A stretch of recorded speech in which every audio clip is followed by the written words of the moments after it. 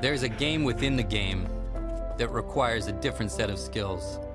There's no off-season. This is a play as much as you want, whenever you want, Fantasy League. And we don't just play, we are players. We train, and we win. This isn't fantasy as usual. This is DraftKings. Welcome to the big time. Play free with promo code REWARD in our Week 1 event. Get to DraftKings.com. The following is a special presentation of ESPN on ABC.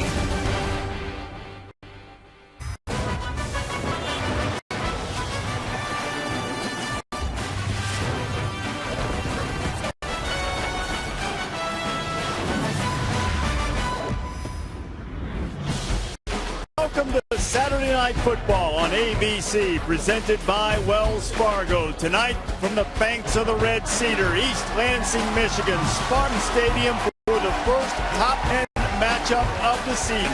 Number 5 in homestanding Michigan State, already with a victory over Western Michigan, taking on number 7 Oregon Ducks, of course, national runners-up a year ago. Glad to have you with us on Saturday Night Football. Reese Davis and Kirk Herbstreit here. Chris Fowler calling the U.S. Open tennis tournament this week. A little forehand, a little backhand. Got the men's final coming, and we have a big-time matchup here, Kirk, between two teams playing a non-conference game, risking a lot, but a lot to gain in terms of the national picture. Thank you to Oregon and Michigan State for playing this home and home. It was a classic last year until Oregon pulled away at home. But it's huge for both teams. Both teams are top 7 in the country. And in college football, every week matters. Both teams think they can compete in their conferences. So what happens tonight, obviously, big ramifications for both these teams as they carry on throughout the year. Michigan State's excellence has been built on an identity of defense. Yet it's their quarterback, who got the most prolific offense in school last year, who will be a focal point tonight, Connor Cook. Boy, what a luxury having Connor Cook back for his 3rd year now as a starting quarterback. And as you said, these last couple years have been magical for Mark D'Antonio, Michigan State. He's been the engineer. The big win over Stanford Rose Bowl last year against Baylor. His leadership is important tonight in this kind of game. Also, just his ability to recognize coverage, be able to look into the eyes of a very young Oregon secondary and try to be able to exploit them. He's got a great group of wide receivers. I think Connor Cook could be a big key in this football game if Michigan State ends up winning it. Even on this big stage, Michigan State knows exactly what it's getting with Connor Cook. He's got a Big Ten championship on his resume. Oregon, on the other hand, Vernon Adams coming in here. This is why he transferred to Oregon, but this is his first experience on this kind of stage. There are some people that say, okay, you play quarterback at Oregon, he's a Heisman candidate. And there are others that say, we don't know yet. Let's see him play. You notice he's wearing a glove. He has an injury on his index finger, his right hand. First time he's ever thrown while he's been in Eugene wearing a glove. So we'll keep a close eye on that. He's got a ton of ability, very athletic, a terrific group of wide receivers. You look behind me, you see a lot of speed. And if you're an Oregon fan, you'd say number 6, Charles Nelson. He's going to play tonight, and that's a difference maker that they add the perimeter. Royce Freeman in the backfield. Let's just see if Vernon Adams can settle into this atmosphere. He's never been in this kind of setting despite all the games he's played at Eastern Washington. I'm excited to see how he runs this offense. You know, it's a little bit different when they start chasing you and starting to tackle you. You just see Sparty, but during the pregame warm-ups, Vernon Adams appeared to be really loose. The Ducks ready, and we are too, for a little Saturday Night Football.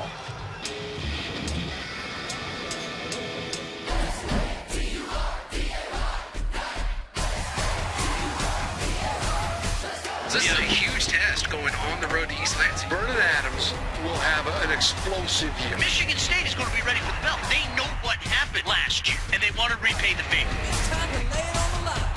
Oh, yeah. The time is now. You know what day it is. The game you've been waiting for. Dr. Pepper Championship Drive Game of the Week. The best non-conference game of the year is right here. Michigan State is coming into this game with a major chip on their shoulder. And to Jeremy Langford. There he goes, there he goes! Touchdown, MSU! Up throws. There it is! Great grab. The Spartans take the lead. Pressure gets away from it for a moment. Mariota with a circus play. There he goes! How about Jalen Allen? Keenan Lowe untouched, and Oregon is back on top. Freeman touchdown, Oregon! Puts a statement on it. The beauty, I think, of playing football, when you get knocked down, you have a opportunity to get back up. It's not over never be over here. It's just starting.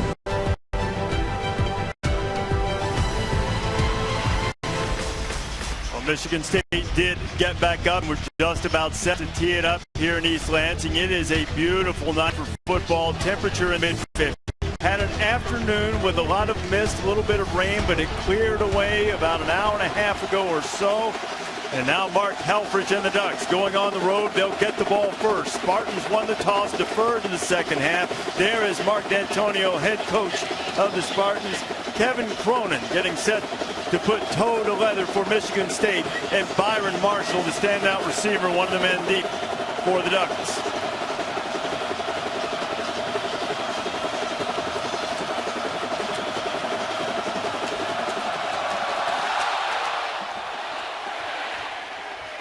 Underway, and Marshall will take a knee in the end zone. Ducks get it on the 25 as we say hello to Heather Cox.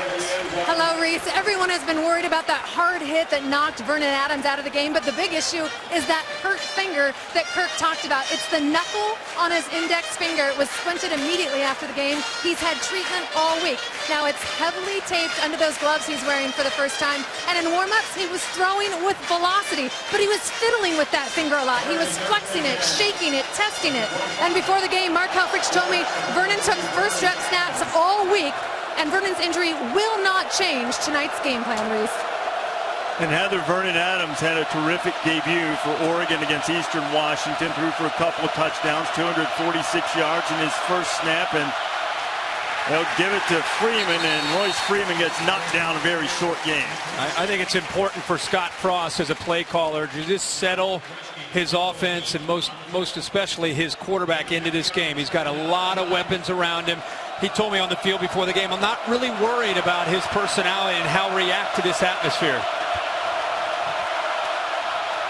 Adams' first pass is complete. Got it out to Charles Nelson. Nelson, who didn't play last week, had a lower body injury, but that lower body appears to be quick. And this is what Oregon will do tonight. They did it last year. Michigan State plays a lot of man, so sometimes you don't go to the outside receivers. You look for the quicker receivers on the inside.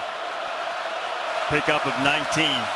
Now back to the ground, and tough goal in the middle. Freeman's carried it a couple of times and maybe has 2 yards.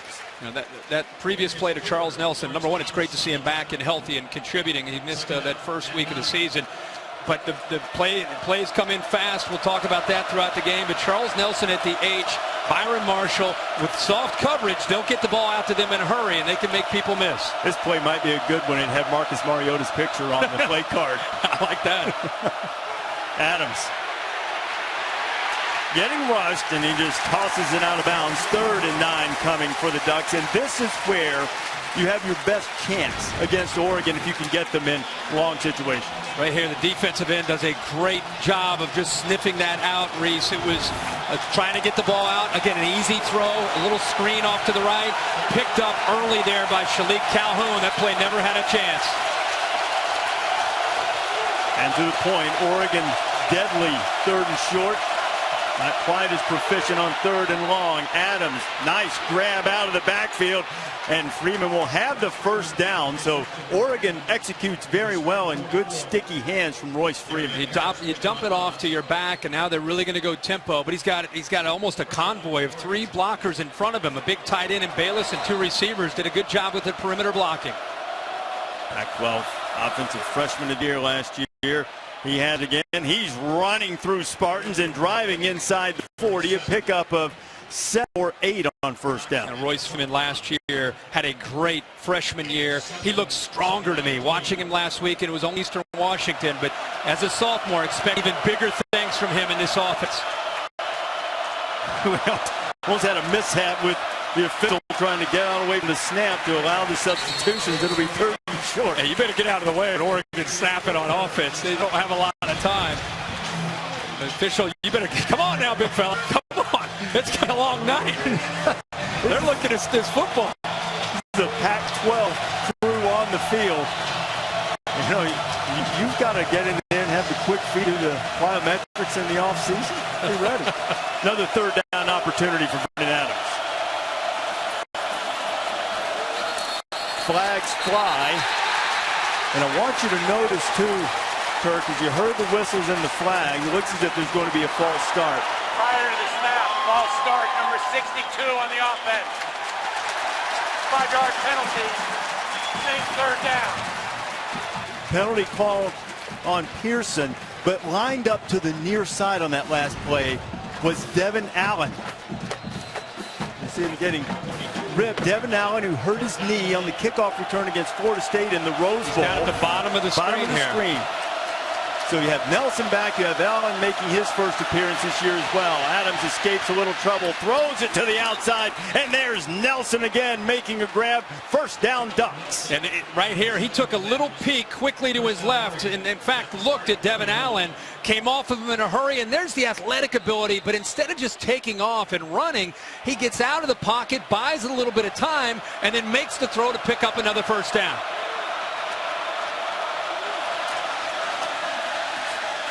Adams being chased.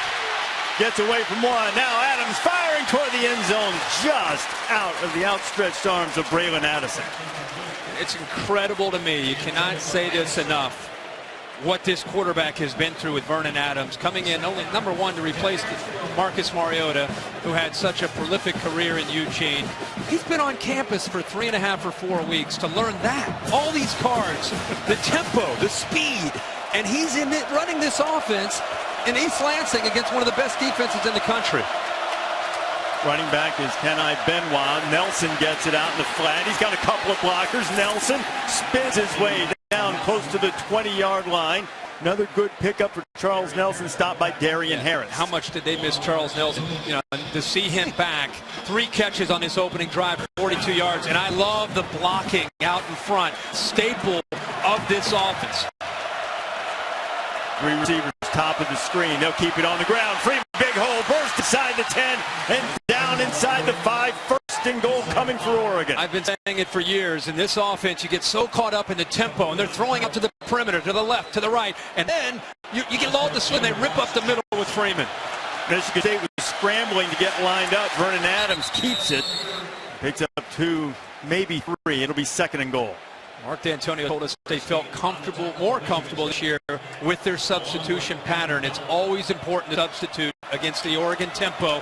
They felt last year in Eugene, it caught up to them in the second half. And against Baylor in their bowl game, they made adjustments, and they wanted to carry that over into their preparation for this game. Give Freeman. Finds his way nicely into the end zone, and the Ducks are on the board. So you got a new quarterback, you're on the road, you're Oregon, the expectations are always high, you're in a hostile environment, you travel all the way across the country, and what does this rookie quarterback do? Opening drive, 13 plays, 75 yards, touchdown, 6-0, about to be 7-0 on the road. Aiden Schneider's on for the extra point. I'm sorry, did you think Vernon Adams was nervous? He looked terrified to me. Apparently not. Now Oregon, here we go. Oregon does this a lot. They count the numbers. All right, bring him in. And now, okay, no advantage. Yeah, I thought Vernon was. He showed some nerves. Tight, didn't he? Showed some nerves. Look, you're talking about a guy who threw for more than 100 touchdowns and 10,000 yards. I know it was at the FCS level. But Adams has piloted this offense very well. And when you've got that guy 21, it doesn't hurt either. How about the balance also? I talked about being 13 plays, 7 of them on the ground, 6 through the air. They spread it around. They gave a lot of different looks and made it tough on Michigan State on that opening drive in command.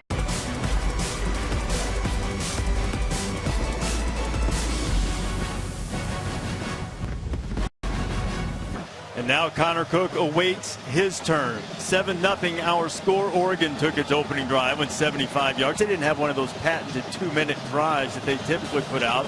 Nearly half of their touchdown drives last year came that quickly. This one a little under 4 minutes, but it was the height of efficiency. Vernon Adams converting twice on third down, and Charles Nelson with 3 catches, 42 yards, all of them resulting in first down. So now Oregon will kick it off. Matt Wogan, the kickoff specialist for the Ducks. And deep into the end zone and being encouraged to stay put is R.J. Shelton. So now Michigan State will start at the 25. What about that duck drop? Chip Kelly's got to be sitting in Philadelphia really happy watching this. This is exactly the way he would draw it up and get the ball to the outside. There's a game within the game that requires a different set of skills. There's no off-season. This is a play as much as you want whenever you want Fantasy League. And we don't just play, we are players. We train, and we win. This isn't fantasy as usual. This is DraftKings. Welcome to the big time. Play free with promo code REWARD in our Week 1 event. Get to DraftKings.com. As quick as you can, you get the tempo going. There's a scramble on third down. They find Nelson to keep that drive alive, and then the big fella, Royce Freeman, gets across the goal line and into the end zone to finish off that 13-play drive and a touchdown for the Ducks, exactly the way they wanted to start this game on the road in this environment. And I think Vernon's knuckles okay too, apparently. Yeah. Connor Cook at quarterback for Michigan State. Spartans will keep it on the ground. Madre London racing into Duck territory, running over an Oregon defender. And that's a quick strike way to start. And the Spartans answer by immediately going into the red zone. Chris Cisse saved the touchdown. Well, Dave Warner's got to be proud. You work all week to come up with your favorite plays. Look at this. I mean, Brian Allen, the left guard, had no one to block. That play opened up so well. The left guard had nobody to pick up. And I'll tell you, we want to know about London and the speed. That give you an idea right there. He hit that crease in a hurry and picked up huge yards. He had 59 yards in the last game against Western Michigan. 62 on that carry. Worked well once. Go back to him, but this time the Ducks stop him for virtually no game. Kristen French with the stop. And as much as we talk about Connor Cook and the experience, at the end of the day, it's still Michigan State. And Michigan State is about an offensive line and running the football. They've had a great legacy here for a long time. But the problem is they've lost Jeremy Langford, and right now Madre London kind of leads a committee of backs to be able to step up and fill the void. But they need to run the ball tonight against Oregon. London taking a break, so they're sending freshman L.J. Scott in, 7th-ranked running back in the country, according to ESPN. Connor Cook, play fake to the end zone. You know who he's got. Josiah Price, touchdown Spartans.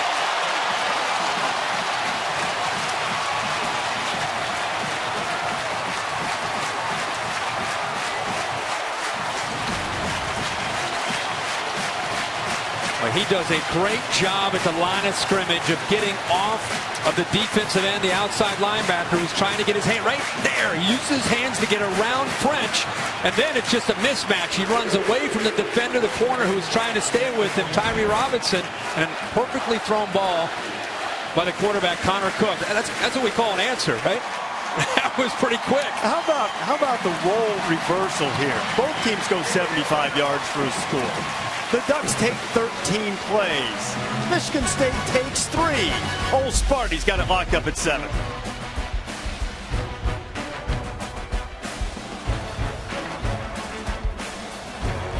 Football presented by Wells Fargo. Your phone, online, on the go. Wells Fargo makes it easy to get banking done. Nissan, premier partner of the Heisman Trophy. And Millen, a better way forward.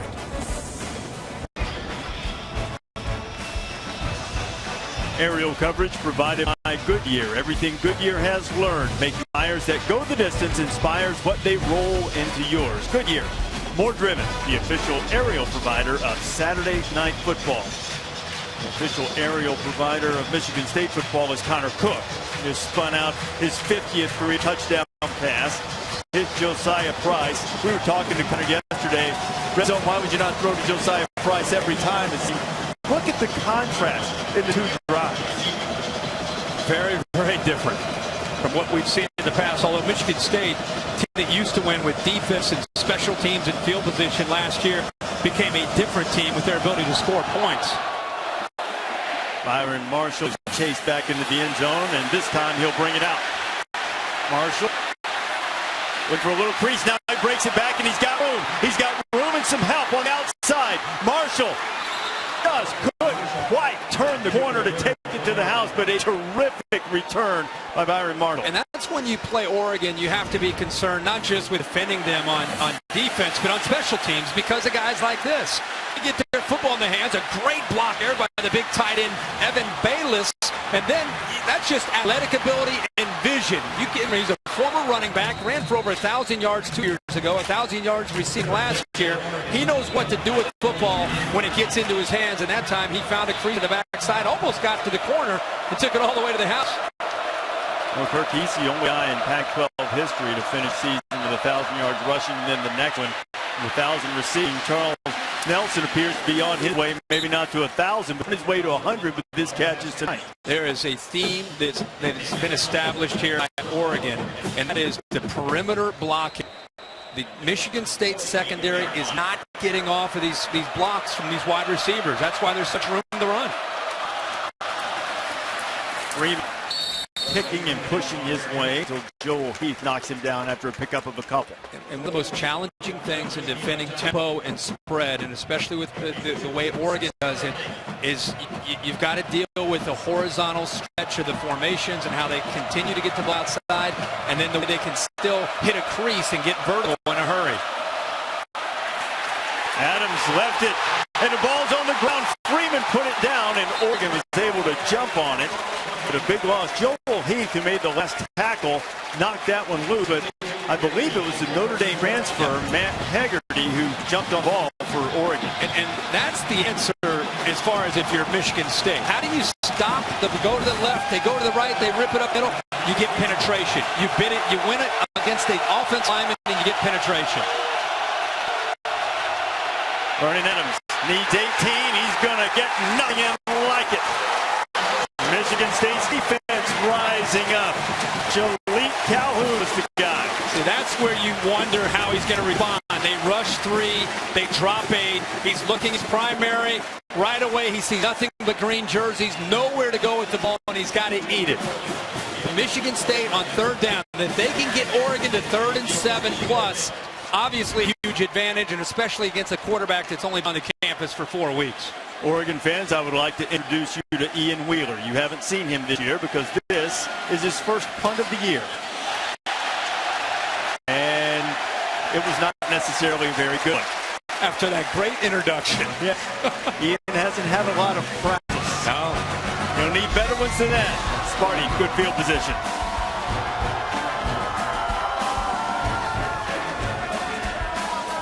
A couple of moments ago, Michigan State Athletic Director Mark Hollis given the John L. Toner Award from the National Football Foundation, and our good friend Steve Hatchell, who's there with Mark Hollis. It's presented annually to the athletic director who has demonstrated outstanding dedication to college athletics, particularly to college football. And boy, Mark and his entire staff have been great hosts for us at College Game Day this weekend and for the game tonight. And the stability that he's given in the administration is one of the reasons that Mark D'Antonio credits for his ability to build such a stable program here as Michigan State has the ball back and spreading it out all over the place. Quick pass out from Connor Cook, R.J. Shelton, and no room for him to run as Reggie Daniels stops him. Let's take a look at tonight's Chick-fil-A impact players. And Michigan State has the football. Aaron Burbridge on the outside. Tony Lippett is no longer here. They need a go-to guy, and number 16 has got to be able to step up. We talked about Mondre London. We already saw a big run from him because of the physicality. And then for Oregon, DeForest Buckner, 44, has got to hold his own. And how about Tyree Robinson, number 3? He's a safety who's going to be playing some corner tonight as well. 2nd down and 10. Cook. Quick pass out to the aforementioned Burbridge, who makes the grab. He had over 100 yards receiving in the Spartans opener. And the reason he's got such a big role now in this offense, and he's an experienced guy, he's been around, he's a senior, but his role changes because now the X-receiver, which is the receiver to the, more often than not into the boundary, gets all or a majority of the looks from Connor Cook. And then Connor's going to spread it around. But Tony Lippett last year, if you look at his numbers playing that same position, had a ton of catches. Now Connor Cook will try to convert this 3rd down. Cook fires it into a tight window and unable to hang on out there. Joe Walker knocked it away and broke it up, and Michigan State will have to punt. After some explosive plays from both sides in that first possession, Mark D'Antonio and even the Oregon defense, both sides kind of settling into the game and maybe a little bit more. Let's go, Jake. Now Jake Hartbarger comes on to punt. Need to return it for Oregon is Braylon Addison. Addison standing at his own 25. Hartbarger, it's a better punt than Wheeler did for Oregon. They're trying to flip the field with a kicking game and excellent coverage on Addison. Down there to make the stop is R.J. Shelton, the receiver playing on special teams. Terrific hang time, 4.86 seconds, and a great boot.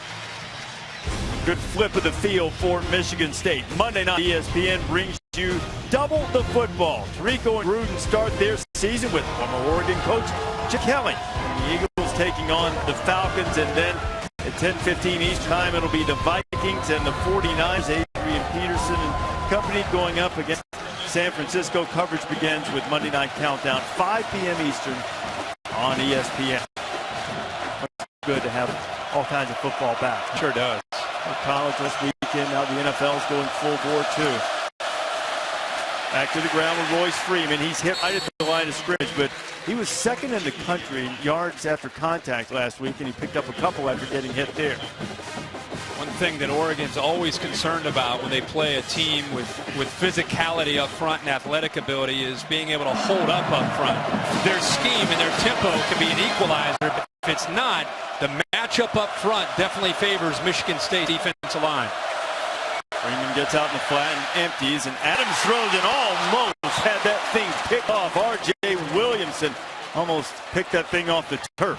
We just talked about the defensive line for Michigan State. Look at the push. Malik McDowell on the right coming in right into the face of quarterback Vernon Adams. And remember, Malik McDowell is 6'6". Lawrence Thomas 6'4". Calhoun 6'5". Heath 6'6".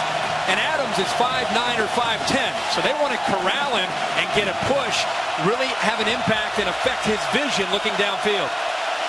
Michigan State is rotating defensive lineman. Adams gets away from a sure sack, but he doesn't get away the second time. Staying after it was Chris Fry, and he also got a little help there from Demetrius Cooper. Good defensive play from Michigan State will force the Ducks to punt it. You know, they showed blitz. He's going to come in from the left. They showed blitz, and then they disguised it, and they only brought 4, and they confused the offensive line in a great effort of not giving up because, as you said, Fry missed him initially, but got up, came back to get the pressure. Didn't that initial escape remind you of the Mariota play last year, third down? Yeah, turning point of the game. But the result did not change, and another short punt from Wheeler and a bad bounce for the Ducks as it goes inside the 40. We'll show you the Spartans start for first. We check in with Cassidy Harbaugh.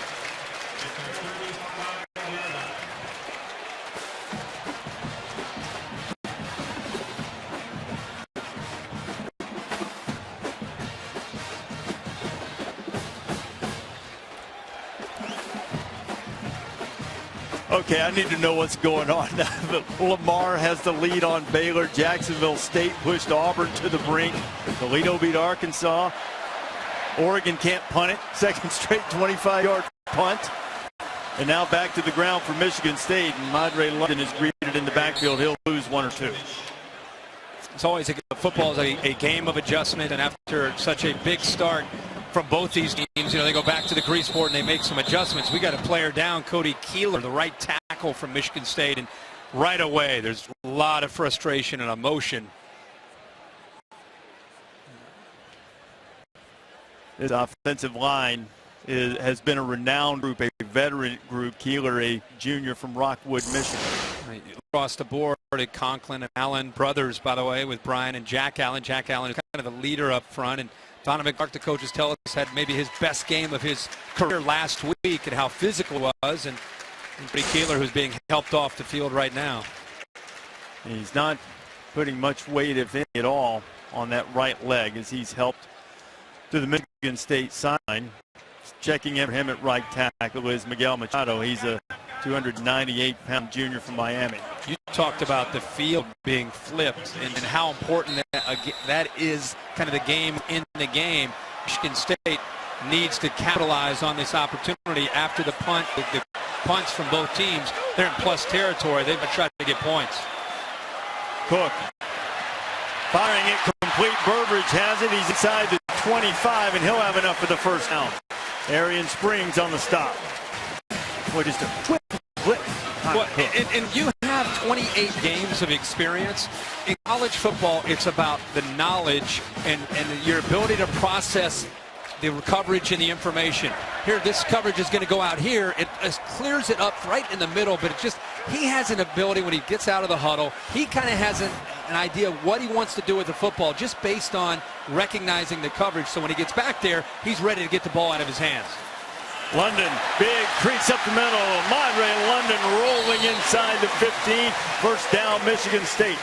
Well, that left side of the offensive line opening some things up. And again, this is something that Oregon's going to look at. Look at 66, the center. He's trying to find somebody to block. It's the second time we've seen them crease Oregon on that left side. One time it was left guard Brian Allen. This time it's the center Dak Allen, who's trying to wait for someone to come into his area with nobody to block. So they're using formations to open up some running lanes, and most notably on that left side. London tried to pick his way, but Oregon there to stop him that time. When you see plays for 15 or 20 or 30 or the longer one from London earlier, you see offensive linemen on that side with nobody to block. You've got to give the offensive coordinator, Dave Warner, and his staff some credit for doing a lot of research in the offseason, looking at different formations. Hey, when we get this formation, they're going to give us this front. They're going to favor their defensive line this way. And through all that research, they've come up with a few wrinkles. It seems simple, but pretty complicated based on the formations to open up those running lanes. When you go left, too, you get to go behind Big Jack Conklin. Yeah. But it's been the middle guys who created some space. Right up the gut is London. He gets inside the 10 before he was hit by Tyree Robinson. Not quite enough for the first down. You just talked about Conklin. I think maybe his best friend is Paul Lang, the tight end who comes in. He just likes to get physical and just blow people up. Watch this right here as he opens up that left side. He just eliminates the defensive end. He didn't even know what hit him. DeForest Buckner got hit by a truck, and it was Paul Lang, the senior from Pittsburgh. Now a 3rd down and 4. Tight quarters inside the red zone and inside the 10-yard line.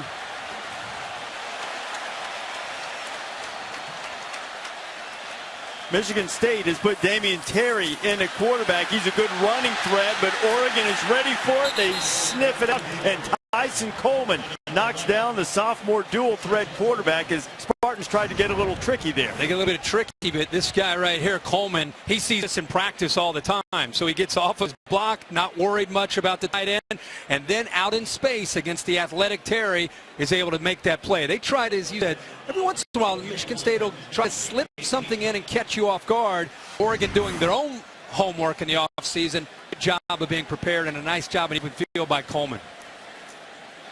Michael Geiger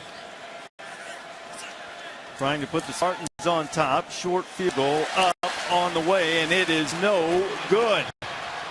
From 28 yards out, Helfrich's defense coming up with a play on 3rd down and then having it pay off with blown chip shot field goal. And when you're on the road, you need things like this, right? You need to have things go away. This is something that typically you're not going to see. I mean, Geiger's going to make that. And I think Oregon catches a break. You talked about the sequence of punts, the way the field was flipped. Big opportunity for Michigan State. Not only do they not come up with a touchdown, but with Geiger missing that field goal, Oregon gets the ball back at the 20 now with some room to operate. We've had a little shakiness in the special teams game. Some really short punts from Oregon. And the missed field goal from Michigan State. Oregon's had a couple of punts at 25 yards, their first 2 punts of the season. Now Vernon Adams goes back to work with 1.5 minutes, just over that, left to go in the first quarter. To the ground, Royce Freeman picked up a little over 2. Last couple series for Oregon, even though they started great with that opening drive of 13 plays, the last couple up front, Michigan State starting to get traction. This is where you got to get the ball out on the edge again and throw those quick passes to those receivers. Adams instead taking a shot, getting his man out there, and it's intercepted, fought away and stripped away by Monte Nicholson. Nicholson with a tremendous individual play to just take the ball away from Charles Nelson. Everybody that plays against Michigan State in this press quarters coverage says you got to attack the inside coverage, man-to-man from the safeties. Nelson gets behind them, but the ball's underthrown. You can see he's lost at that point. He just happens to turn and just pull the ball away from Charles Nelson because the ball was not thrown in front. Great athletic play by Nicholson, but he caught a break by the football being underthrown. And that's the spot that Oregon's got to be able to capitalize. Man-to-man, a wide receiver against a safety in coverage. Nicholson was the guy, Kirk, who said he wanted to reinstitute the no-fly zone of Darquez Denard and Trey Waynes. He lived up to it by making the pick. A terrific play to set up Michigan State. Great field position at the Oregon 30. Now Connor Cook going to strike, fires it into traffic and too high and incomplete. Second down and 10 as we check in with Heather Cox. Reese, as the Spartans get the ball back, they'll do it without one of their top O-linemen. A lot of emotion on the trainer's table as Sally Noble, the head athletic trainer, told Cody Keeler he would not return to the game with a right knee injury. So one of the best lines loses a little depth tonight, Reese. All right, Heather, and you can see the frustration from Keeler when he came off the field for suffering that injury. Machado's now in at right tackle for him. Cook gets it out to Shelton quickly. Shelton trying to make some moves, but too many white jerseys. Ray Daniels was the first one there. Joe Walker helped him out. Interesting throughout this entire year to see how Oregon plays on the back end. A lot of people made a lot of noise this week about, geez, what's going on with this Oregon secondary? 438 yards passing allowed, 42 points, 5 touchdown passes against Eastern Washington. What are they going to do when they play against a team like Michigan State and Connor Cook? It's a different energy from him. You can just tell. It's an FCS team. This is a big-time game. They're playing with different kind of focus. And here's a big opportunity for a stop for the Oregon defense after that turnover. Third down. Cook getting pressure underneath. McGarrett. Kings slip away from one duck, and Kings gets down close to the first down. Let's see where they mark him. They had him short of the first down, did Joe Walker, but now it looks as if they're going to mark him about a yard short as the first quarter comes to a close. Mark D'Antonio might not be pleased with the spot in the first play of the second quarter, assuming spot stands. Might give us a decision for D'Antonio to make. Then again, after that last field goal attempt, maybe there's no decision at all. He's been a little bit more aggressive with experienced quarterback last year, and I'm sure that carry over this year. It has been an action-packed first 15 minutes. The end of the first quarter here in East Lansing. We'll be back after this message and a word from your local ABC station. Welcome back to Saturday Night Football on ABC, presented by Wells Fargo. East Lansing, Michigan, as we get set to start the second quarter with Michigan State facing a 4th and 1 against Oregon. Locked up at 7. New State, Kirk Herbstreit and Heather Cox, and no decision at all here. D'Antonio's going to go for it on 4th and 1. Pushing ahead. Connor Cook on the keeper, and he'll have first down. You know, when you have a 3-year starting quarterback and 4 return offensive linemen, you know, you'd like to think Connor Cook's going to put you in a safe position to be able to execute there on 4th down, whether it's a sneak or even maybe calling a different play based on the defensive line's formation. Connor Cook, you saw that gaudy record, 24-3. He's tied for the most wins among starting quarterbacks, active starting quarterbacks. Kevin Hogan of Stanford also with 24 victories. Cook owns a victory over Hogan in the Rose Bowl, and also a Big Ten championship as the freshman L.J. Scott looks for room. He's knocked down after a pickup of a couple. Connor Cook led the Big Ten in passing last year, throwing for more than 3,200 yards. He was second in touchdowns in the conference with 24. Wanted to emphasize footwork in the offseason. That record has been terrific. Not only the Rose Bowl victory in the Big Ten championship I mentioned, but a great comeback in the Cotton Bowl against Baylor, rallying the Spartans from 20 points down to beat Bears by 1. And now trying to put Michigan State on top of Oregon. Second down and 8. Cook throwing over the middle. Got his man. First down and touchdown.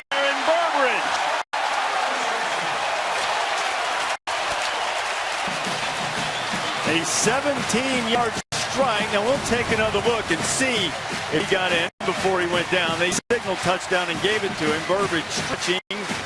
Touchdown.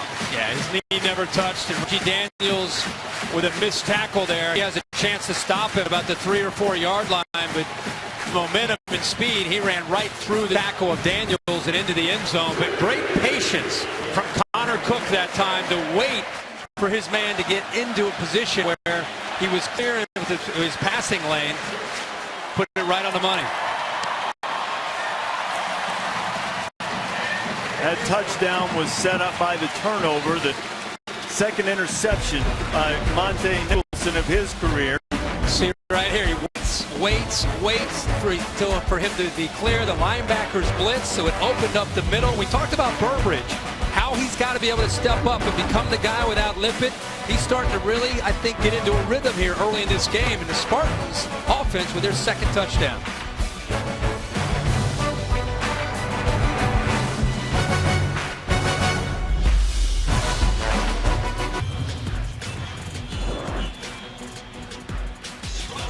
In M&M's home state, Saturday Night Football here in East Lansing. 14-7 our score as we continue with the Dr. Pepper Championship Drive game of the week. And it has been a phenomenal performance by the offenses, particularly Michigan State's.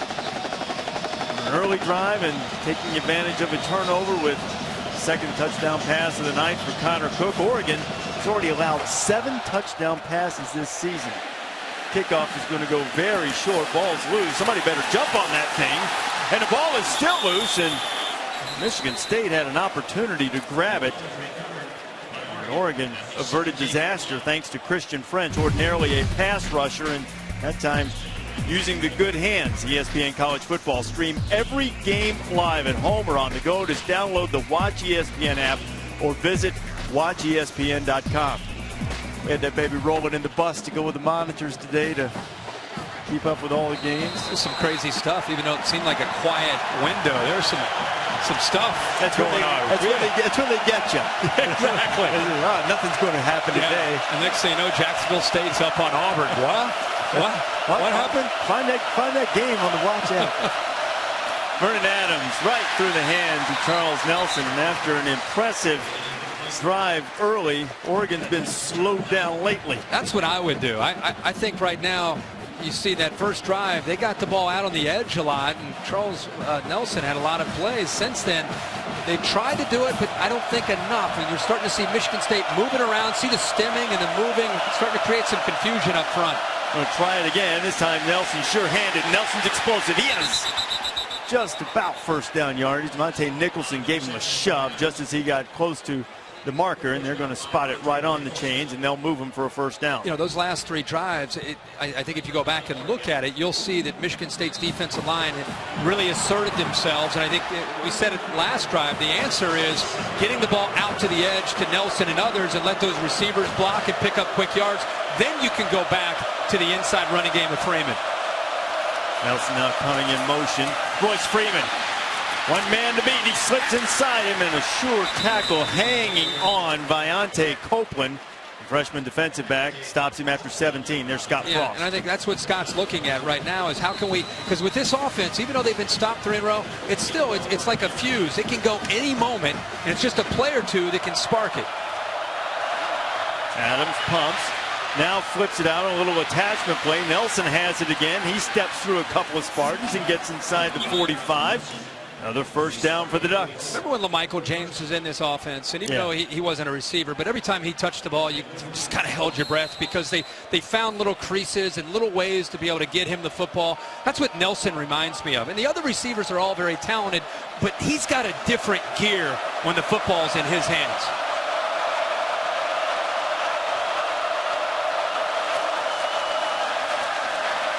Adams to a wide open Braylon Addison. Addison spins away from a tackler. He's inside the 20 and dragged down finally, but it'll be 1st and 10 for the Ducks. Soft coverage, and Oregon takes advantage of it. Look how soft his coverage is right here. Man-to-man coverage. And then you've got a great effort by Byron Marshall downfield picking up a block. And just after we send the Ducks an unproductive series, they're right back after moving it. Finding the big tight end, Evan Bayless, and Bayless rumbles down. He'll be marked out of bounds just about the 3-yard line. First and goal for the Ducks. And another play. Michigan State, they even though it's dangerous, you need to tighten up coverage on the inside and on the outside receivers because you're making the throws too easy for Vern Adams on the outside. Couple of tight ends now, Bayless and Johnny Munt. And a little size to block. Adams going to keep it on the run, trying to beat a couple of Spartans to the corner. Adams reaching and stretching, and he's going to be stopped just short. Jermaine Edmondson on the tackle. He's different. He's not Marcus Mariota, but I love his toughness right here and his determination. He's not going to run away from you, but he's going to give you a little bit of a stiff arm, and then he's going to fight to try to get to that goal line. Great effort by 3. Boy, that stretch almost got it in and put it right on the doorstep. I don't think he got a great spot as a result. And now they're calling a false start penalty. False start. Offense number 83. 5-yard penalty. Remains second down. The tight end moved when the left guard, Pearson, made a call. A lot of these offenses go tempo, and on the road, they'll look back, and the guard kind of looks for the quarterback to say when he's ready, not the center. And when the guard, he must have yelled something, his own tight end twitched, and that was the call that they ended up making for the penalty. Now they back him up 5, second down and goal. Adams pulls it down. He's got a crease, but a great tackle right at the goal line, and Vernon is stopped. Riley Bullock just sort of appeared from the crowd and almost jackknifed Vernon Adams. Boy, how about Riley Bullock? You're right. That looked like that was a touchdown. It was a great call, executed perfectly. And 30, Bullock gets off of the blocker. He had to deal with an offensive lineman, the center Haggerty, gets off of him and makes the play. Now Freeman tries to go over the top, and he is denied. It'll be 4th and goal. Vernon Adams wants to go quickly here to see if tempo can get him in. Freeman, boy, that was some good penetration. That was Joel Heath down to the bottom of that mess again for Michigan State. And Riley Bullock again making a play to kind of clean it up. Last 2 plays, middle linebacker, active. And we've had a little bit of everything in the first quarter plus, and now we've got a chance for a 4th and goal stand for Michigan State or a punch in from the Ducks. Dino's all the way out in the field trying to get the timeout. Mark D'Antonio got the timeout called just in time. There's a little intensity. This is what you want in a top 10 matchup. Yeah. This is the games that fans enjoy, and more importantly, the coaches like to coach on them, and the players love to play in them. 4th and goal when you come back.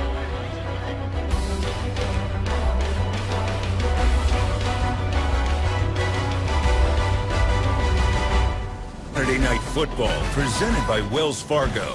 Brought to you by Buick, proud partner of the NCAA.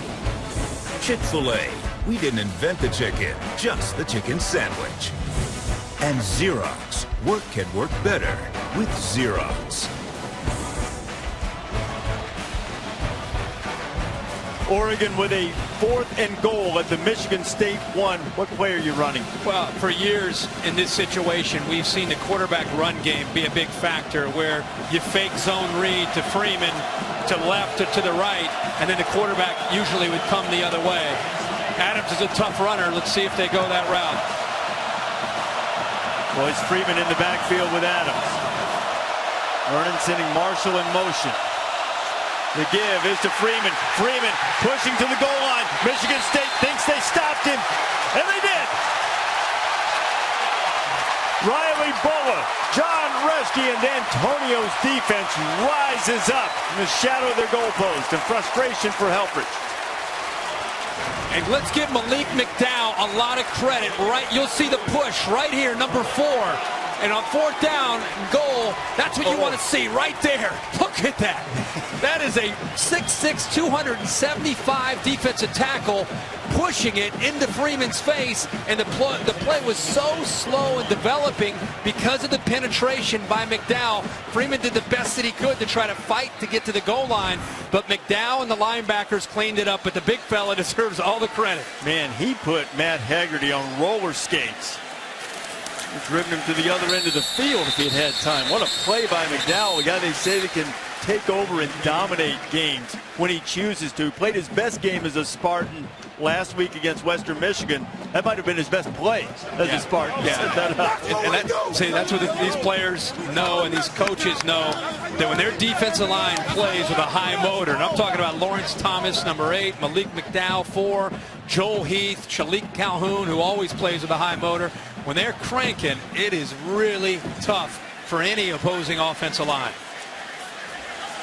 And Michigan State has every tight end on the roster in the game, and also a fullback. So it looks like they're going to try to blast it out of there. And you don't want to dance sideways too much down there and give up a couple. Rodney Prevost was there to knock down London before he could even get started. Now 3rd down. Both of these defenses have been able to answer the bell. Tremendous goal line stand by Michigan State, and after getting creased in the running game right out of the gate, Oregon's defense has played much better. That time we saw McDowell make a play, and that time on 2nd down, another big defensive lineman, this time for Oregon. It was DeForest Buckner. He just blew up that play, and play never had really much of a chance at all. 3rd down, Cook needs 9. He also needs to get rid of it before he gets hit. He found his security blanket, Josiah Price, a man who has a touchdown tonight, and this guy just has a knack for getting open. He does again. 1st down, Spartans. Now they bring a late blitz from Rodney Hardrick right here, the middle linebacker, but the great protection, and as you said, he gets separation. He's kind of a sneaky, fast tight end. Got size at 6'4", 252 pounds, but I just think it's a familiarity and a comfort level that he has, whether it's in the red zone or on 3rd down and 5 to 8. 82 almost always is in range when Connor Cook is looking for a guy to make a play. Now a little breathing room. I'd be surprised to see him take a shot. I wondered if they would out of their end zone a moment ago. Short pickup on 1st down as we check in the studio with Cassidy.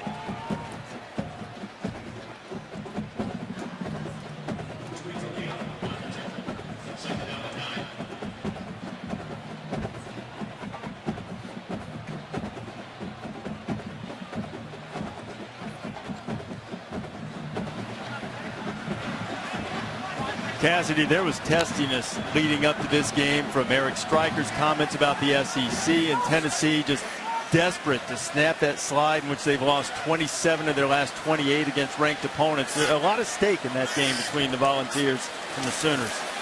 Oh, fly sweep to Shelton. Shelton quickly across the 15 and stopped at the 18. It'll bring up 3rd down. It'll need about 5.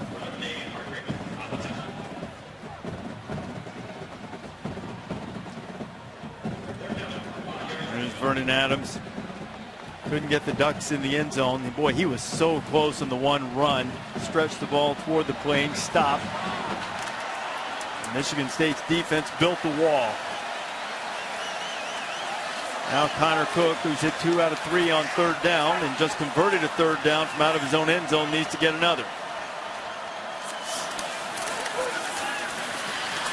Cook standing in there. That was a bit of a dangerous throw. McGarrett Kings made the grab and stretched the ball out. Terrific play by Tyree Robinson will stop the Spartans short. Michigan State will have to punt it. Yeah, and Oregon did a better job that time of, again, you don't always have to come up with a sack, but just affect the timing between Connor Cook and his receivers. He actually was looking to the tight end, Josiah Price, again on 3rd down, but came off of him right away, and that's why he was a little bit late in throwing it out to his left. So good job by the Oregon defense to be able to get a stop and get the football back to their offense. Jake Hartbarger, his first punt was a beauty. It went 57 yards and also pinned Oregon deep. Braylon Addison is standing at his 30. Hartbarger unleashes another beauty that drives Addison back to the 25. Picked up a block, no flag came, now it does. Late flag for a block in the back. On the initial helper for Braylon Addison, he got the return across the 42. But for all indications, that one's going to come back. A 53-yard punt, a 15-yard return, but we'll have to check on the laundry. During the return, illegal block on the back, number 26 on the return team. 10-yard penalty, first down. That was Khalil Oliver. We got nabbed for the block in the back, so Helfrich's team will have to back up. 5.5 to go in the first half. Ducks down 7. And now it's time for tonight's Aflac trivia question. What two schools have had repeat Heisman Trophy winners? And by repeat, we mean different. Obviously, Archie Griffin, the only man to win back-to-back Heisman trophies. What we mean here, two schools that have gone back-to-back with the Heisman, but with different Heisman Trophy winners.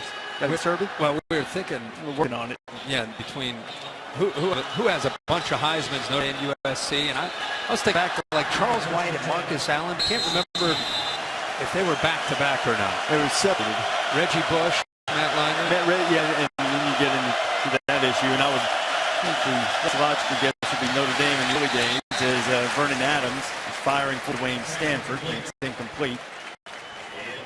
Adams, if you didn't catch his story at the top of the broadcast, a graduate transfer from Eastern Washington, a great career there where he took for more than 10,000 yards and 110 touchdowns. Wanted to play on the big stage. Fouled Marcus Mariota. Short completion on second down. Had to pass a math class that put him in camp a few days late. He did that to finish his requirements for his degree. Has picked up this offense quickly, and up to this point, here in Spartan Stadium, a raucous environment, he's done a terrific job. He has. Now he needs to avoid mistake here in his own territory on third down.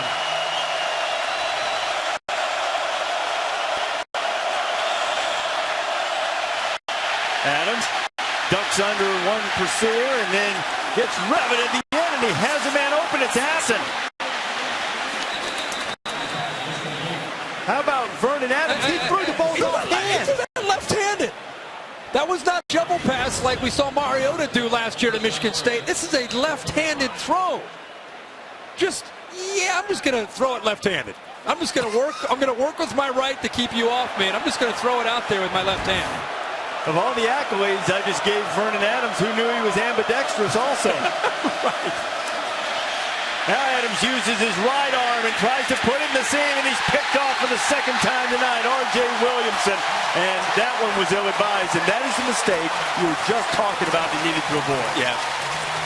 He makes the big play, the play that a lot of people are going to be talking about for a long time, and he comes right back, and he just stares his receiver down. They flood it to the right, and they're trying to catch the Michigan State defense napping, and he just underestimated or didn't see R.J. Williamson. From our vantage point, Williamson saw him all the way, so Oregon has turned it over twice. The last time the Spartans forced a turnover, they cashed it in with a touchdown. 4:22 left in the half. Time now to answer the Aflac trivia question. What two schools have had repeat different Heisman Trophy winners? I was up here reciting and counting backwards, and all of a sudden it hit me. Army, but I thought it was USC, and if not for the Reggie Bush. I can't believe you didn't have Yale. I should have had Yale, because it's only the second and third Heisman Trophy. We should have gotten that one. Yeah, you know what? If we had more time, we'd be able to break down. We'd had to count back. That's kind of what we were doing. Yale and Army are the two, as Connor Cook's pass is complete the verbiage. This is part of the growth of Vernon Adams. Again, a staple in this offense, something we've seen a lot of, where they kind of pump fake right here to get the defense to come up, and instead of going here, they actually go there to try to get it thrown to the outside, and he ends up stepping up and just throwing it, not seeing the safety who just watched him the entire time. Cook pulled it out of L.J. Scott's belly and then rifled a dart right into Burbage's midsection. As you see here, Adams, who had 2 picks. He had 4 games in Eastern Washington with multiple interceptions. The Ducks got a little bit spoiled. They only threw 4 interceptions all of last year and threw a couple already in the first half tonight. They were plus 23 last year in turnover margin, which was #1 in the country, and a big part of the reason that they enjoyed such a great run last year. The Spartans with a 14-7 lead, an opportunity to stretch that advantage here late in the first half. Back to the ground. patiently running and getting the first down is L.J. Scott. They describe him as like a bull in a china shop. He's learning some of the nuances of pass pro and things of that nature, but he is a gifted runner. He really is. And I think when you mix his power and size, and he's only going to get better with the left side of that offensive line, of course, by Jack Conklin. But that time we saw the fullback get involved, Pendleton, and also that third tight end, Paul Lang, who brings the physicality as well. When 83 comes into the game, you know they're looking to pop people in the mouth. And when 37's in the game, there's 83 to pop you in the mouth. 37's going to cut you. So you better be using your hands legally. It's completely legal. He's a devastating blocker. That time he takes on the block up high, and L.J. Scott runs through a defender and picks up a couple before Arian Springs gets him on the ground. Well, this is a different mindset. This is what Oregon knew coming into this game, was they're going to get challenged up front. And they feel good about, even though Eric Armstead is off to the NFL, a first rounder from last year's team, because of the way they've recruited and developed, they feel as a group they've got a very good defensive line, and they feel they have some good linebackers. But this was going to be a litmus test to find out really how far they've come up front. Cook on the move. Fires it into a tight window to McGarrett Kings, and there's a flag coming in as Chris Cisse was working on Kings. He's grabbing onto his jersey, it looked like. Cisse got a lot of time last year. Pass interference. Defense number 12. Ball be placed in the spot of the foul. Automatic first down. They get the first down. Cisse got a lot of time last year after Ifo Ekpreolamu was injured. Yeah, here he just grabs onto the jersey. Easy call for the official. And I think, we just talked about their front and their linebackers. I think they're pretty sound. I think the real area where they're going to get challenged, not just tonight, but this entire year, is going to be in the secondary. And I think especially it's going to be at corner. And gave up 438 yards passing to Eastern Washington. Connor Cook going to try to get a big chunk here, but he threw it into traffic, and he is very fortunate, is Cook, that Reggie Daniels didn't come away with an interception. Surprised Reggie Daniels didn't come down with that interception. So now it's second down and 10, inside 2 minutes to go in the half. Stay tuned for the BMW halftime report with John Saunders, Mark May, and Mac Brown. They'll have scores and highlights from a busy Saturday in college football, including now it's finishing up between Tennessee and Oklahoma. That's a tight one. Notre Dame's thrilling victory at the end against Virginia. Of course, really difficult to see Malik Zaire go down, and he was off to such a great start. Second down and 10 after the near miss for Michigan State. Cook. This time it is intercepted. He tempted fate a couple of times. That might have been a miscommunication, and it's picked off by Ugo Amadi. And Ugo Amadi, the freshman from Nashville, Tennessee, was sitting there waiting, and he hauls in the interception. So the first turnover of the night for Michigan State. They drop 8 in coverage, and they like to do that because they feel that it makes you have to really be patient as a quarterback, and it gives you tight windows. Receivers out here, he's going to work to the inside, and this is where the corner sits, and he's just going to drop back in coverage with his eyes on the quarterback, and it looked like Kings goes down to the inside, and he might have when he was breaking down his route, if you're a yard or two short, or a little bit longer, you're not on the same page with the quarterback. And these are guys that have played together for 3 or 4 years. You would think that would not happen. Here's the eyes of Connor Cook reading and looking into that defense. One thing that he really has worked on this year is not being greedy. If it's not there because they're dropping 8 in coverage, don't be afraid to check it down to a running back or a tight end. That time he throws it. Again, he and Kings not on the same page, and the Ducks get the ball back, still with 1:48 and the time to maybe get some points. This is a real momentum swing with this turnover, because Oregon, which had just had its second turnover, now they get it back. They've got excellent field position, and Adams has some time maybe to pull this thing even before halftime. Tunnel screen. There's Byron Marshall. Haven't heard much from him tonight, and he doesn't get much.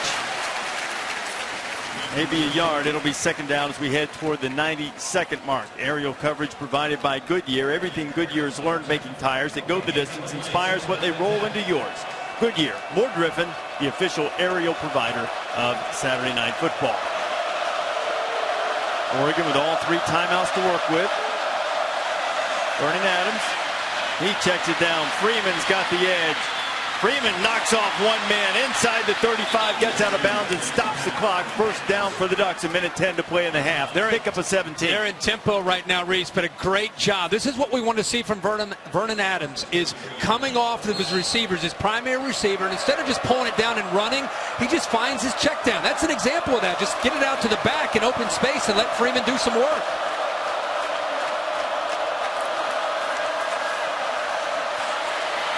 Adams dancing around, and he danced too long. Knocked down and sacked. Lawrence Thomas was the first guy there. Got some help from Craig Evans. And keep in mind, they have all 3 timeouts. Its defensive line is having their way up front. I mean, that's just men against boys. Craig Evans is a backup. He's a freshman out of Wisconsin. He goes right through Haggerty, the center. Again, the transfer from Notre Dame. They're taking a lot of time for a team that loves to go quick. Adams pump fakes, and down he goes again. Damon Knox, also a reserve on the defensive line, and this time after the Ducks let a lot of time get away on that last snap. Now they call their first time out of the half. 36 seconds to play. Calhoun that time, he sniffed that out and completely took it away. Remember how big he is at 6'5". He goes up into the air and just threatened the quarterback Adams, and he just pulled it down. Let's take a look at our Pacific Life game summary. Vern Adams, not a great game in this first half, but other than the 2 interceptions, he's kept his team within striking distance. But Connor Cook, 11 of 15, a couple touchdowns, the ill-advised pass on the last time out where he threw the interception. This was a touchdown, of course, where Burbridge was able to extend and get into the end zone. But we're at that point in the game where these 2 quarterbacks and these 2 teams are kind of still just kind of trading blows back and forth.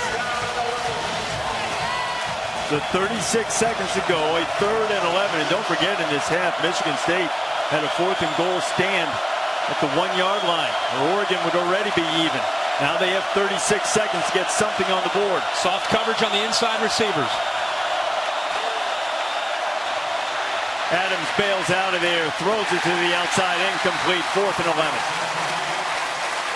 Well, they showed soft coverage, and then when the ball was snapped, they had 2 guys that were showing like they were blitzing off of the edge, and then they ran out instantly to the 2 inside receivers. Bayless, the tight end, on the one side to the right, and then you have Charles Nelson on the other side. They took them both away, and there's nowhere to go for Vernon Adams. Half a minute to play in the first half, and now Michigan State is going to call a timeout.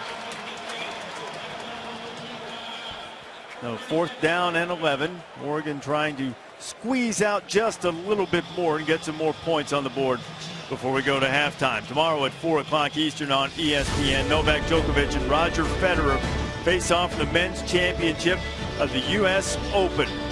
These 2 longtime rivals going at it again. Federer 5-1 in U.S. Open championship. Djokovic has struggled, winning only once. Will this be the time for Novak Djokovic to get his 2nd U.S. Open? You can see it tomorrow on ESPN. What we're about to see here is a 4th and 11 for Oregon. 30 seconds to play. What do you expect to see from the Ducks? I think Adams has had his most success when they have been able to get the football out of his hands quicker. And I think the guys that have been the go-to guys, mainly Charles Nelson. And I think the Michigan State defense is well aware of that. That's probably why Mark D'Antonio called the timeout. Keep an eye on number 6 and where he is lined up, because he's been by far the most productive receiver. To be perfectly clear, 30 seconds to play in the half. Fortunately for us and all of you, we've got a whole second half of this coming. Vernon Adams on 4th and 11, going to take a shot. Got a man out there. Byron Marshall was very well covered on the outside by Deontay Copeland. And Michigan State comes up with another 4th down stop. What'd you think of the play? It's a low percentage throw, but you have a quarterback that's been on your campus for 4 weeks. You just don't want to have a disastrous play. Byron Marshall frustrated. They put 3 receivers to the bottom, and they kept Marshall isolated against a freshman, Copeland. Copeland with him stride for stride. And I think Marshall's frustrated because he never really had a chance to make a play on the football. Well, the Ducks are going to go to halftime. You would think Michigan State's going to run out the clock with only 7 points. The last 5 times they've gone to the half with 10 or fewer, they've lost. They're also 1-25 all time on the road against AP top 25. When was the last time they went into a half with 7 points or less? Last year? Again, I called. They're not going to let me come around anymore. It was the Arizona game that they lost. I'm getting out of the booth. I'm out of here. Helfrich and I get along so well, too. He's going to stop letting me come to the games. Exactly. Entertaining first half. Michigan State with a 14-7 lead. Coming up, the BMW halftime report. Heather Koch will speak with head coach Mark Helfrich of the Ducks right after these messages.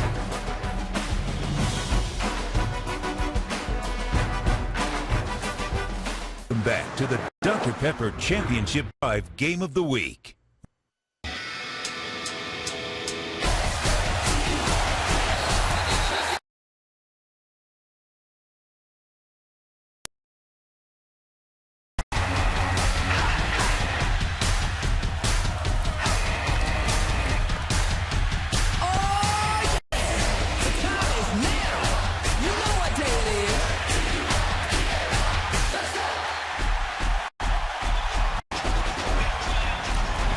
Welcome back to Saturday Night Football on ABC, presented by Wells Fargo. Just about set to start the third quarter. Spartan Stadium in East Lansing. Top 10 matchup between Michigan State and Reese Davis and Kirk Herbstreit here. Spartans with a 14-7 lead when we start the third quarter.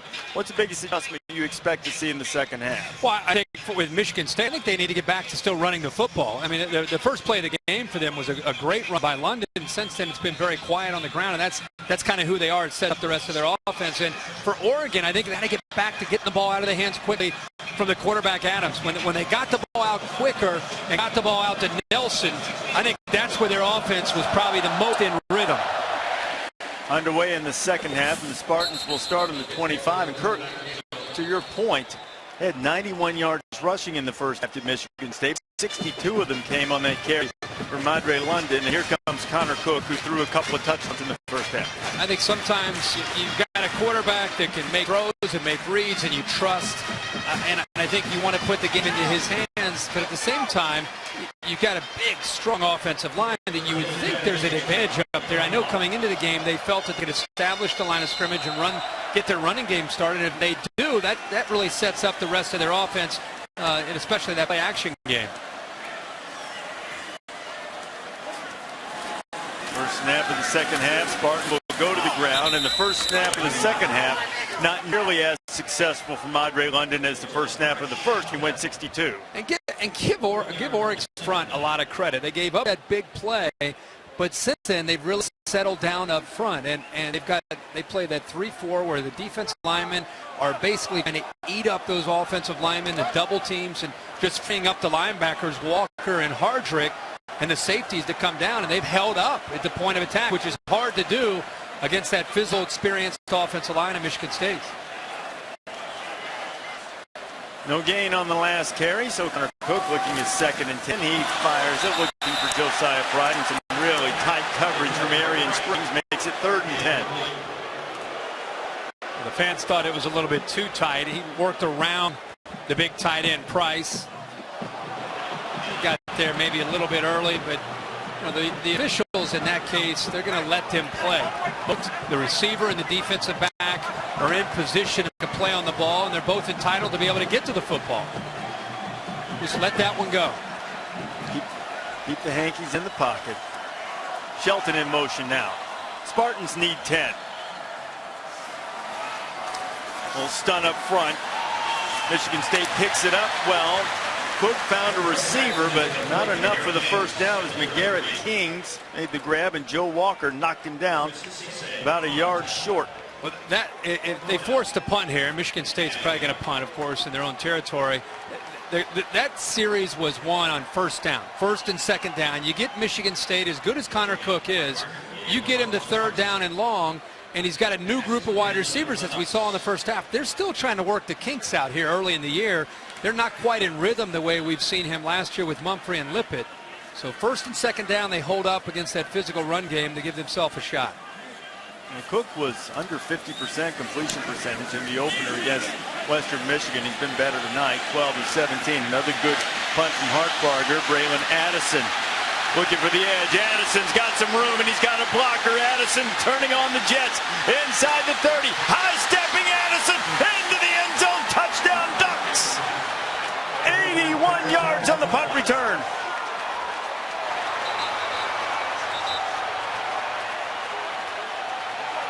Monte Nicholson had a shot to get him and couldn't get him down. Yep, that's exactly right. He makes the first guy at 9, Monte Nicholson, right there. Little move, and then the blocks that set it up. They set the wall up, and when you give the Oregon speed a chance to work in the open field, and then great effort right there by the outside linebacker, Prevost, to pick up a block. Addison missed all of last season with a knee injury. He appears to be the picture of health. You know, the kickoff returns he talked about last week, and now a punt return. Second week in a row, the special teams hurt him. The kickoff returns against Michigan State last week. They had a 70-yarder that they allowed and a 100-yarder against Western Michigan, and now the 81-yard punt return for a touchdown, and the Ducks have made this their calling card. Their 33rd non-offensive touchdown since 2010. Nobody has had more. Extra point on the way. It is true, and not yet 2 minutes into the second half, and number 2 has made sure that we're all locked up. An electric 81-yard return and great blocking from Prevost and the athleticism to finish it. 14-all in East Lansing.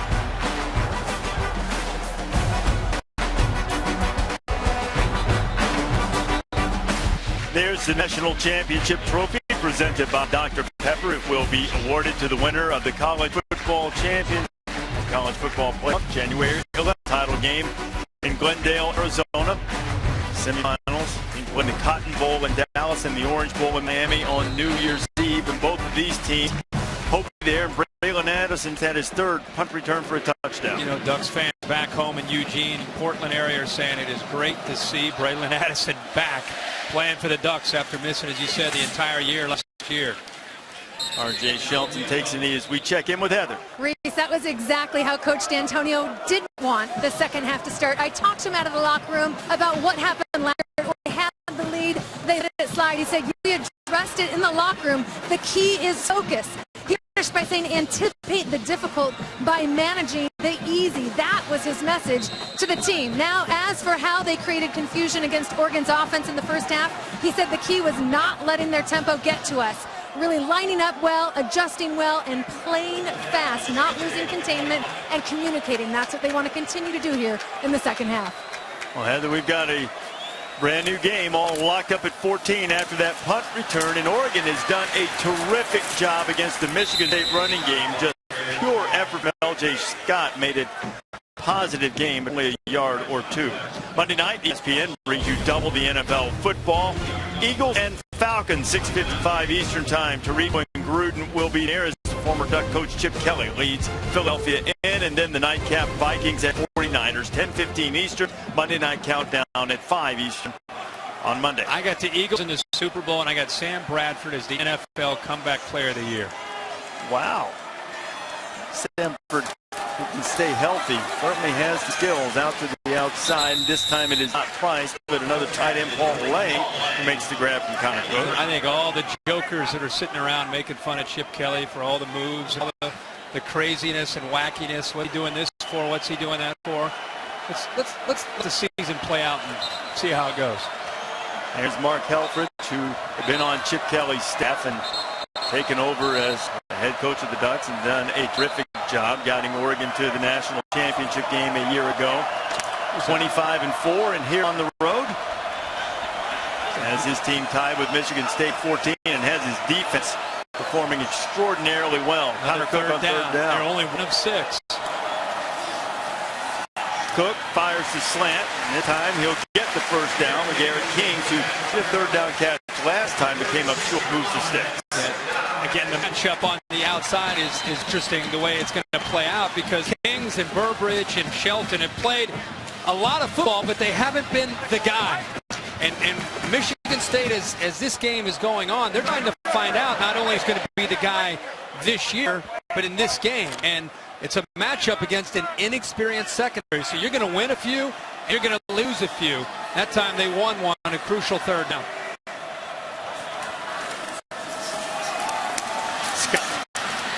powers his way forward. Let's check in the studio with Cassidy.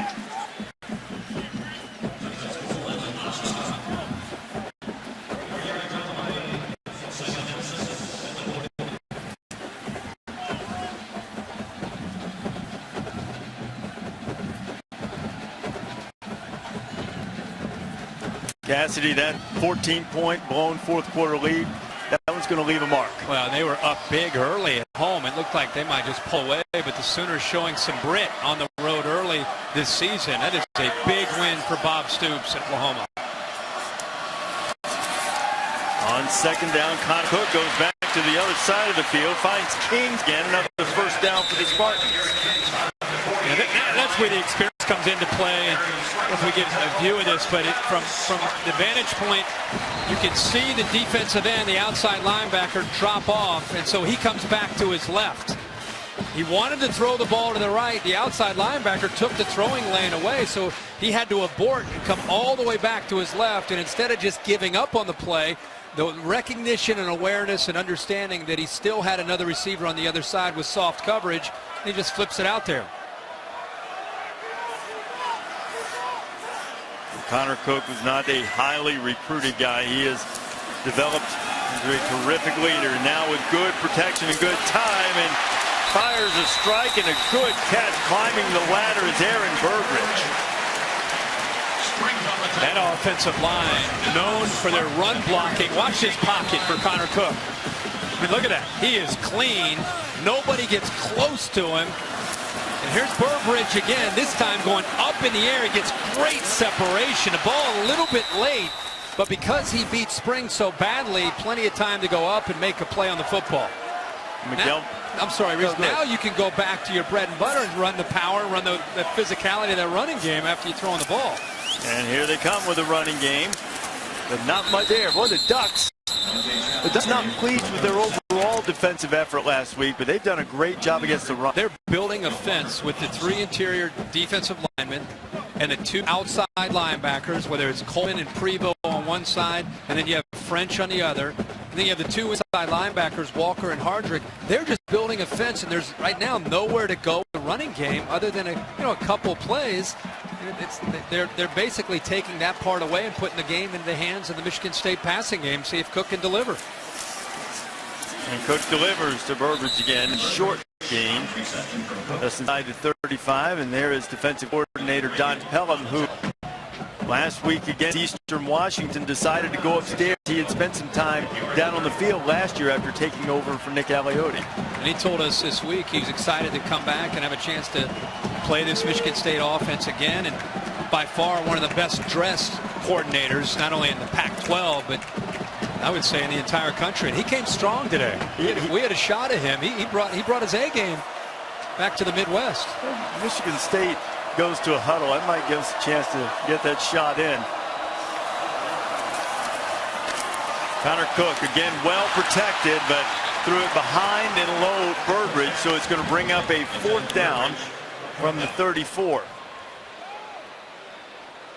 When Connor Cook gets in trouble with all his experience, I want you to watch his feet. Watch his footwork.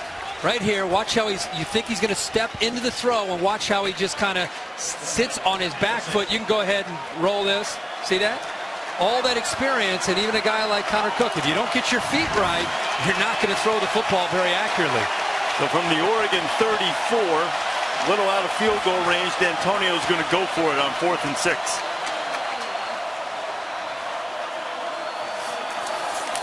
Shelton in motion. Cook finds Burbridge, and Burbridge has it inside the 10. First down and 1st and goal for the Spartans.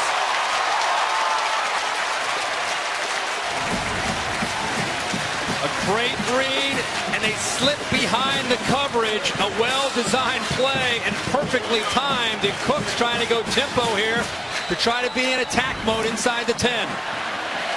They'll go to the ground. L.J. Scott. Scott looking for the corner. L.J. Scott, touchdown, Michigan State.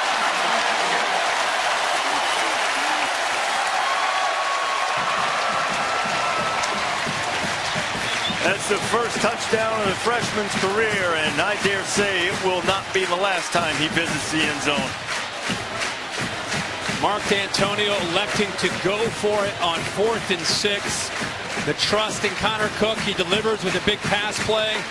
And then they go hurry up and get it into the end zone. Michigan State definitely in attack mode. They regretted how conservative they got last year against Oregon as the game got away from them.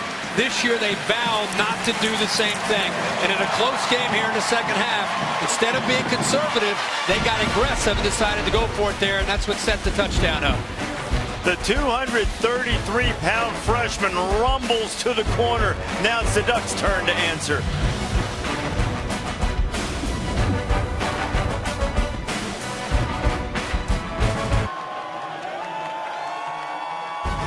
Saturday Night Football presented by Wells Fargo. Brought to you by Chevrolet. Find new roads. Pacific. For life insurance annuities and investments, choose Pacific Life, the power to help you succeed. And Dr. Pepper. Dr. Pepper and college football. It's a one-of-a-kind tradition.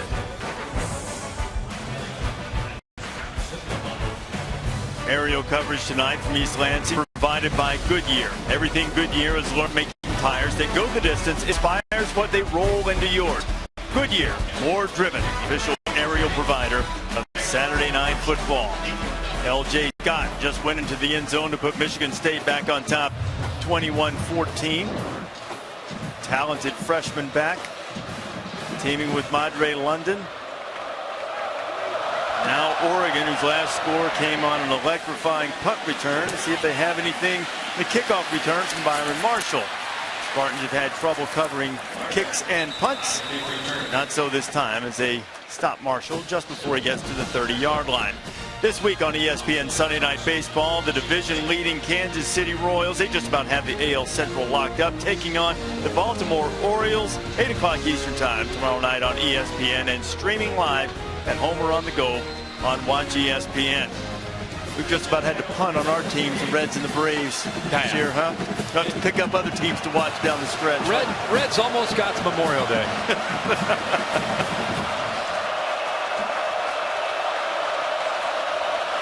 Ducks go back to work. Keep it on the ground with Royce Freeman. Nice pickup on first down of 4. I think the biggest difference I see from Oregon with Marcus Mariota and what we're seeing here in this football game is the threat of Mariota running the football. You know, they averaged 234 yards a game on the ground last year.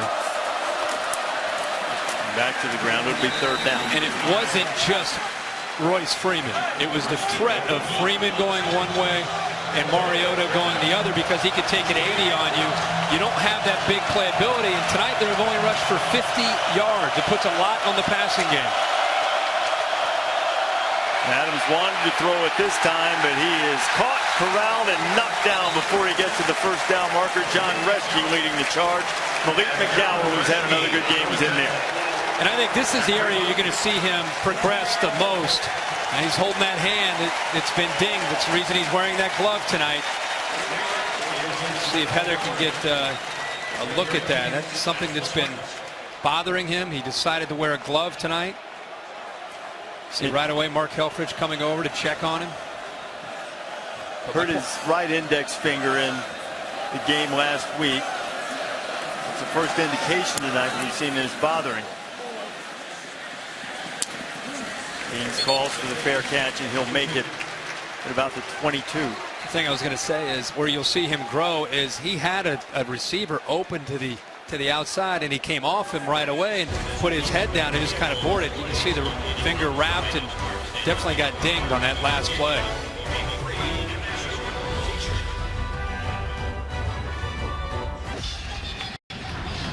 (21-14) the score. Here's what happened to Oregon quarterback Vernon Adams. He already had the injured finger, Herbie, and you see him letting go of the ball there. You see the contact right initially when the defender hit him, and the pain for him to let go of that football. He's lucky he landed on it. Marty London gets the carry, and during the commercial break, Vernon Adams was over making sure he could grip football. He threw a few passes. You see him talking with Jeff Locke, veteran backup for Oregon. Vernon's had a little bit of an up and down night. He certainly has some good moments, and also thrown a couple of interceptions. you're on campus for 4 weeks, you're talking to Jeff Locke, a guy who's been in this system for a few years. Anything he can give you as far as wisdom and knowledge is something you constantly want to be able to talk to. It's almost like talking to another coach.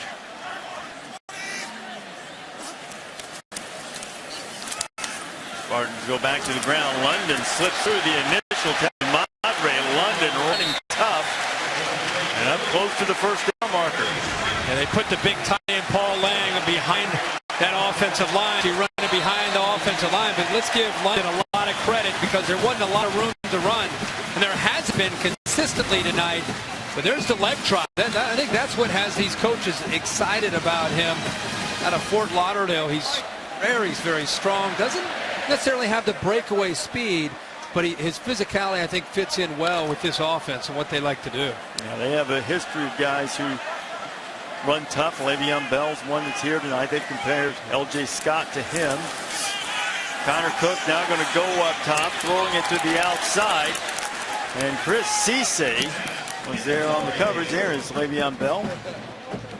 He's become one of the best backs in the NFL. He left this program and he went to a program in the NFL where he couldn't have gone to a better fit.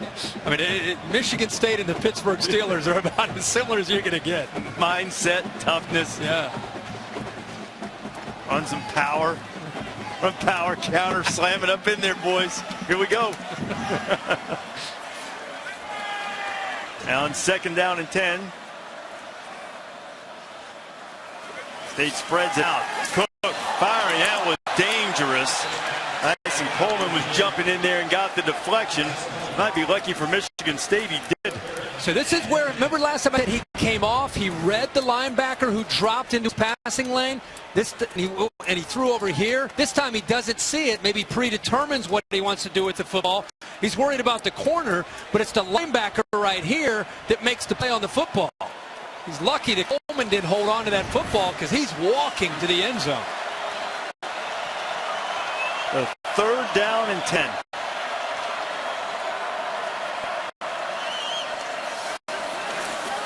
Prevost trying to turn the corner. Cook steps up, fires a dart on 3rd down, and Michigan State moves the chains. Now he's back on 3rd down and 10 where there's a lot of pressure. He gets pressure off the edge, but what is great is he steps up. He works into the pocket. See the edge? The pressure off the edge on both sides by Prevost and French. Steps up, makes a great throw. Boy, McGarrett Kings has been his guy on 3rd down. Short gain on 1st down and bring up 2nd and long. Burbridge tonight with 8 receptions, over 100 yards, 101 yards. And as you said, King's kind of a go-to guy on 3rd down, 6 receptions. And we had flags flying. Burbridge over 100 yards receiving. It's his 3rd career 100-yard game and 2nd this season.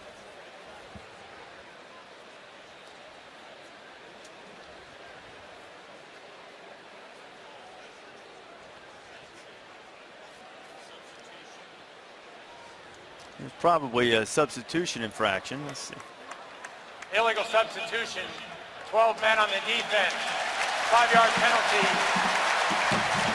2nd down. That's Michael Bolton from the Pac-12 crew who's on the field. There's a Big Ten replay booth tonight. Michigan State has yet to be penalized. Good catch by the crew. They had 5 defensive backs in the game and 4 linebackers along with their 3 defensive linemen. That'll help you slow down offense. Yeah. Guy, you can get away with it. And they did not.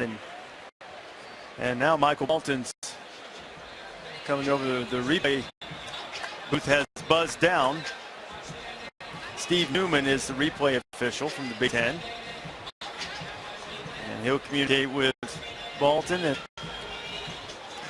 in the meantime, guys get a little refreshment, and the Duck also moving to the music that fans are entertained by. You can count them right here.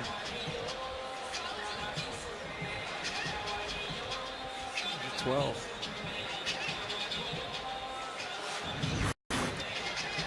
All right, so Bolton is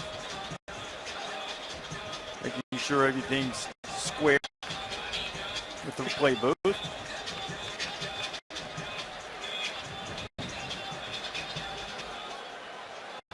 After further review, the ruling on the field is confirmed. There were 12 players in the defensive formation. The ball being played at the 50-yard line. Well, no disrespect to those guys who do a fine job, and Herbie counted them out just like that. Boom. Let's play on. Let's just keep going here. Ball right in the middle of the field, sitting squarely on the 50-yard line. After that 5-yard penalty, 1st and 5. You take a shot here? Why not? Haven't really been able to get downfield that much. They've hit some plays, but nothing where it's been thrown downfield. No, stay on the ground instead and pick up a 1 or maybe 2 from London. And some unpleasantries at the end between Jamal Lyles and Tyree Robinson. They have been wearing down Oregon, or at least attempting to do that. Remember, they didn't run the ball that well in the first half. We talked about coming out of the break at halftime. They had the one long run, but other than that, pretty much controlled by Oregon. But they went back to the chalkboard at halftime and probably looked at their numbers and said, guys, we've got a great line and some physical backs. We can't quite give up on being that pounding team. They run it again. London inside the 40. It's another 1st down for Michigan State. Starting to see signs of fatigue. Yeah, I mean, that's going to be the challenge. Watch the center here. Jack Allen, 66. A great block to open that up right into the middle of the Oregon defense. He works, not only pushes Balducci back, but also is able to climb up to a linebacker and chip up on him as well. Well, Michigan State with a 7-point lead, headed down toward the 3.5-minute mark to play here in the 3rd quarter. Reese Davis, Kirk Herbstreit, and Heather Cox with you on a beautiful night in East Lansing. Cook down the middle. He's got his tight end Jamal Lyles for the catch, and Michigan State is threatening. This is great timing and rhythm by the quarterback Cook with his tight end right here. He's going to sneak behind. And when you throw this, you got to get it over this linebacker right here, Rodney Hardrick. And he's out of the way, so then it's the other linebacker who slides back, Joe Walker. But he does a good job of throwing that with enough velocity where he gets it over the linebacker, but in front of the safeties. There's a nice little pocket there, and he put it right in there. Cook 20 of 28, 192 yards. He's thrown for a couple of scores. Michigan State at the 19-yard line, just in the red zone. Back to the ground. London picks up a couple, maybe 3. Elfridge exhorting his defense. Did you see that? I mean, he lines up and he's about to snap the ball, and then he says, well, we're going to move over here. Then instead of taking a snap from center, Allen, he takes it from his brother, the left guard, Brian Allen. That was a little bit crazy. A little bit tricky, a different way to go unbalanced, yeah, right? It sure is. And now they go again. They shift it again, and it gives them a lot of beef on the right side. The tackle over on the right. They run that way. Tried to come back, didn't work. Oregon was ready for it. Getting a little bit cute there. Christian French was the first guy. What do you think of this? You know, it's a wrinkle. It gives the defense a little bit of a different look, but clearly it was not as effective there. It makes the offense. Basically, your left guard becomes your center, your left tackle becomes your left guard, and your tight end becomes your tackle on your left. And what happened there was the speed and the penetration from Oregon. They were not fooled at all by the numbers game. It's basically a tackle over where you get the strong side to the right. But they got in there pretty quickly. So the result of all of that is that Connor Cook had to try to convert a 3rd and 10. Steps up in the pocket, floats it, and deflected, and then almost caught. Tyree Robinson deflected it. Josiah Price almost grabbed it, and it's 4th down. Yeah, he put a little touch on this, and he's really fortunate. Who do we talk about? He locks into the red zone. This is his guy. Look at that. Remember, Tyree Robinson is 6'4". Price is his guy. But he puts a little choke on that, and Robinson nearly came down with a big interception. interception. Now, the last time that Michael Geiger had a field goal attempt, it was not pretty. A 28-yarder he missed. This one from 36. Ball is on the way. And this time it is true, and Michigan State has pushed its lead to double figures.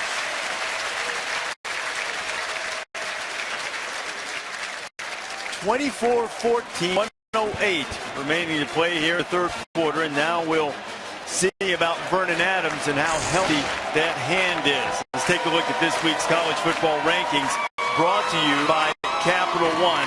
No real problem, though a little bit of a sleepwalking type effort for both number 1 and number 2. TCU putting up some points and Baylor's pulling away. But there are some other things. How far are you dropping Auburn in the top 10 this week after having to go to overtime against Jacksonville State? I really had Auburn up there to begin with after the way they looked last week against Louisville. But there are a couple teams that stood out to me. What Oklahoma did by getting down and then fighting back, that was really impressive. Ole Miss has been a machine in their first 2 weeks now against inferior opponents. Next week they go to Tuscaloosa, and we're going to find out a lot, not only about Ole Miss, but about Jake Coker and Alabama. We'll find out if Alabama's for real next week. The defense can put some heat on you. Short kickoff, rolls around on the ground, and Bayless jumps on it just across the 20. Heather, what have you been able to find out on the sideline? Well, Reese, during that entire series, Vernon Adams stayed by himself and was constantly testing that finger, flexing it, putting it into a fist, really never took the glove off, but really testing the mobility. And guys, what I find is interesting is I talked to our quarterback guru, George Field, who said you lose about 25% of your accuracy and velocity when you can't use that index finger because it's the last finger on the ball to release. Now, Kirk, I'm curious, do you agree with that? You played quarterback. What do you think about how much you lose with the hurt finger? Tell George, I think it's about 28%. He's off on his calculations there completely.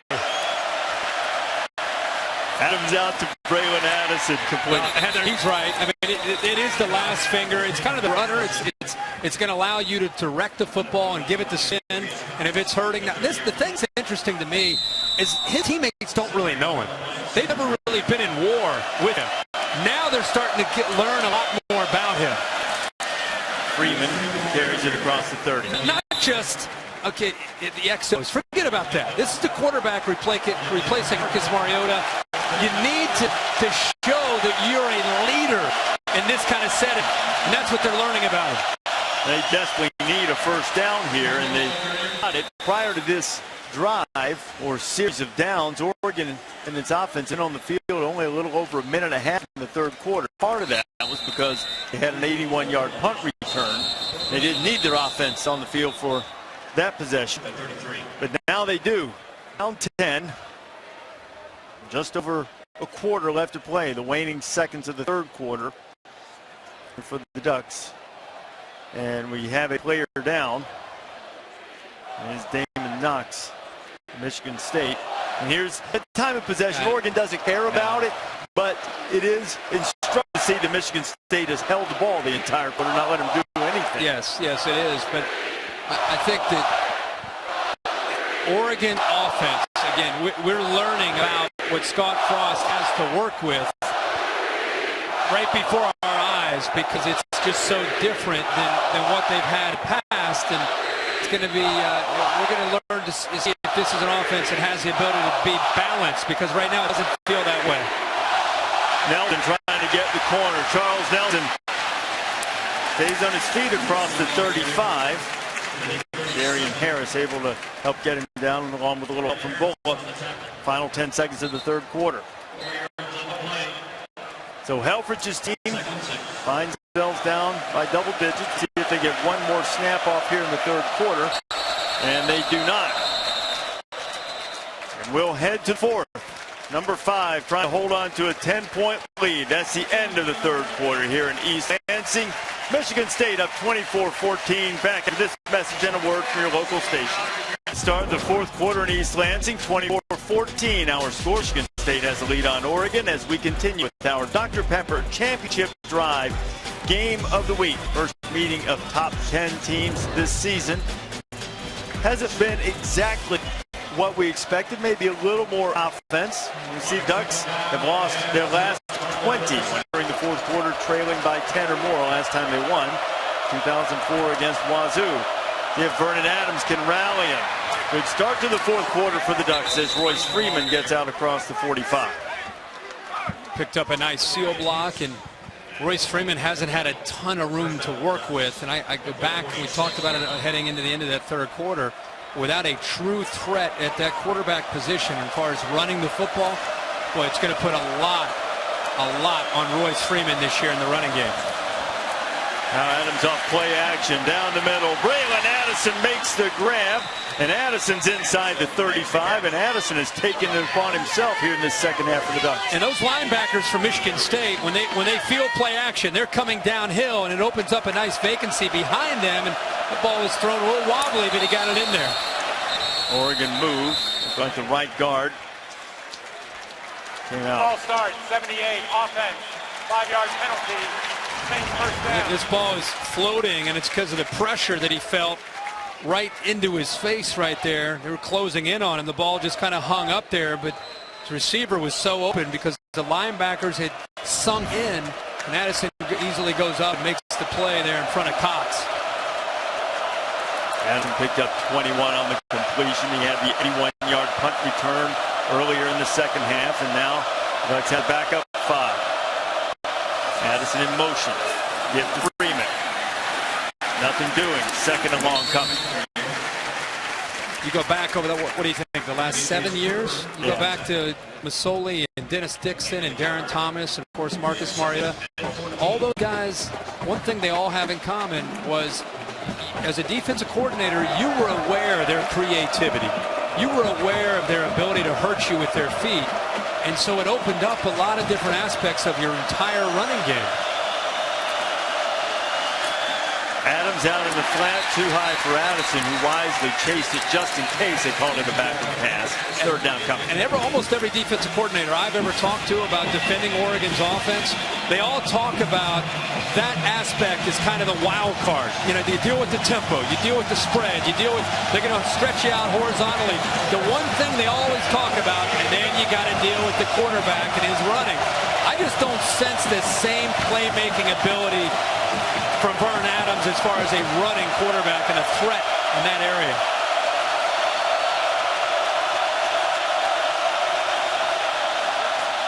On third and long, they flip it out to Freeman in the flat, and he tries to navigate his way through a host of green, and he can't do it. He gets down to the 30. That's about 7 yards short of what they need for the first down. That's Scott Frost and Mark Helford saying, let's pick up 7 or 8, maybe 9, and then let's give it a shot here on fourth down. Down 10, you get into the fourth quarter. You're on the road. They're not trying to pick up first down there. They're just trying to make this fourth down as manageable as possible. Remember, the quick pass has been his best throw. In addition to the Duck streak, Adams has multiple TDs in 27 straight games in his career here at Eastern Washington. Doesn't need touchdowns, just a first down on this one. Adams firing out for Addison, and it is a strike incomplete and a first down. A terrific throw from Vernon Adams. It's an absolutely gutsy throw by Adams on fourth down. He gets it right over the corner that time. Hicks it in front of the safety. What a throw. I beg your pardon. That was 9, not 2. That was Marshall who made the grab. At any rate, a huge play for the Ducks. Freeman noses down to the 2. I mean, they got down in this area earlier in the game, and they struggled with what to go with. You know, with a play calling standpoint, you're thinking about Freeman's the guy to go with because of his power, but Michigan State held up very firm earlier in the game with a goal line stand. Boy, how big does that look about now? Adams going to keep it himself. Vernon Adams into the end zone. Touchdown, Oregon. Good call. They follow the left guard, Matt Pearson, and the running back, Royce Freeman, and this time they come up with the touchdown. And Herbie, you said that the Ducks would learn a lot about who their leader is. The fourth down strike to keep the drive alive to Byron Marshall. putting it beautifully between a couple of Spartan defenders and then run in. They're finding out he's got some guts. I mean, right in front of them, they're learning about, hey man, what do you think about three? What do you think about Vernon? Like right now, they're down there saying they're impressed. They're learning a lot about this guy. Again, cannot say it enough. He's been on the campus in Eugene, Oregon for 4 weeks. Imagine trying to digest this tempo offense in 4 weeks, and then you go on the road to East Lansing and play this defense. He's kept his team within striking distance.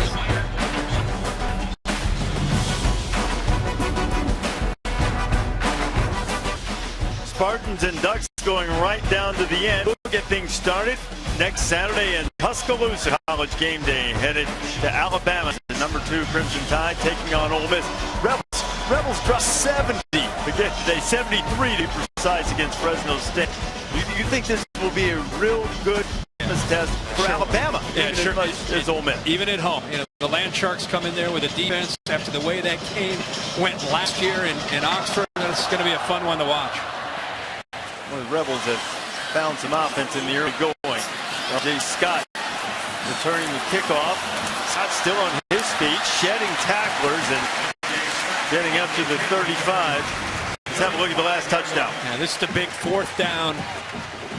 It's a long throw from the right hash all the way to the sideline, and he puts it right on the money to convert on 4th down, and then follows it up by following, like I said, the left guard Matt Pearson and his tailback Royce Freeman into the end zone. And the timing, remember, he went down, he left the game there for a second after that possession they had. He was holding his finger. Heather had the report about, you know, how he's been kind of by himself and feeling it to see if he could continue, and again showed some toughness and grit there on that drive. Oh, jet sweep. R.J. Shelton turning the corner. He's got tremendous speed. Dances out of bounds, gets in Oregon territory. I think they're going to mark him out at the 47, pickup of 18. One of the first times tonight, Oregon's got outflanked on the jet sweep. He cuts underneath. They actually didn't get outflanked. He actually just cut underneath Prevo and then picked up a nice seal block. Prevo, who's had a pretty good football game tonight, he was in great position, but quickness of Shelton, he gave him a little shake and got underneath him. And then he had a lot of room to work with. Michigan very quickly answers the touchdown by moving into Duck territory. On the ground, L.J. Scott gets close to first down yardage. We check in with Cassidy Hubbard.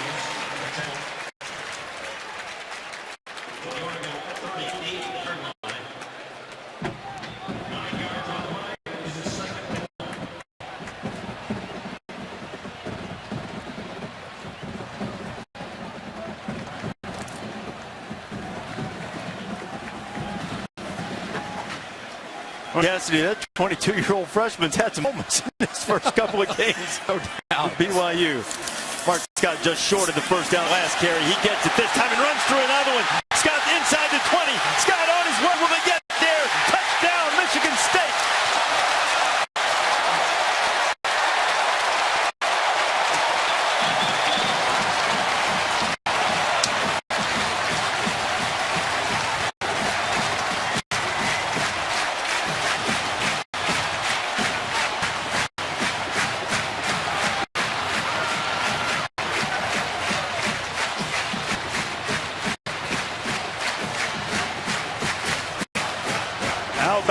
Freshman wrecking ball. Steamrolling his way through the Oregon defense. 3 plays, 65 yards. Took less than a minute and a half. And just like that, Michigan State is back on top by 10. Well, you talked about him tonight, 235 pounds. And runs very physical. Just a raw, true freshman out of Hubbard, Ohio. He bounces his back. Great vision to recognize it. Breaks through 2 arm tackles. And this is the thing that's impressive. That's a corner chasing him down. He gets into the end zone.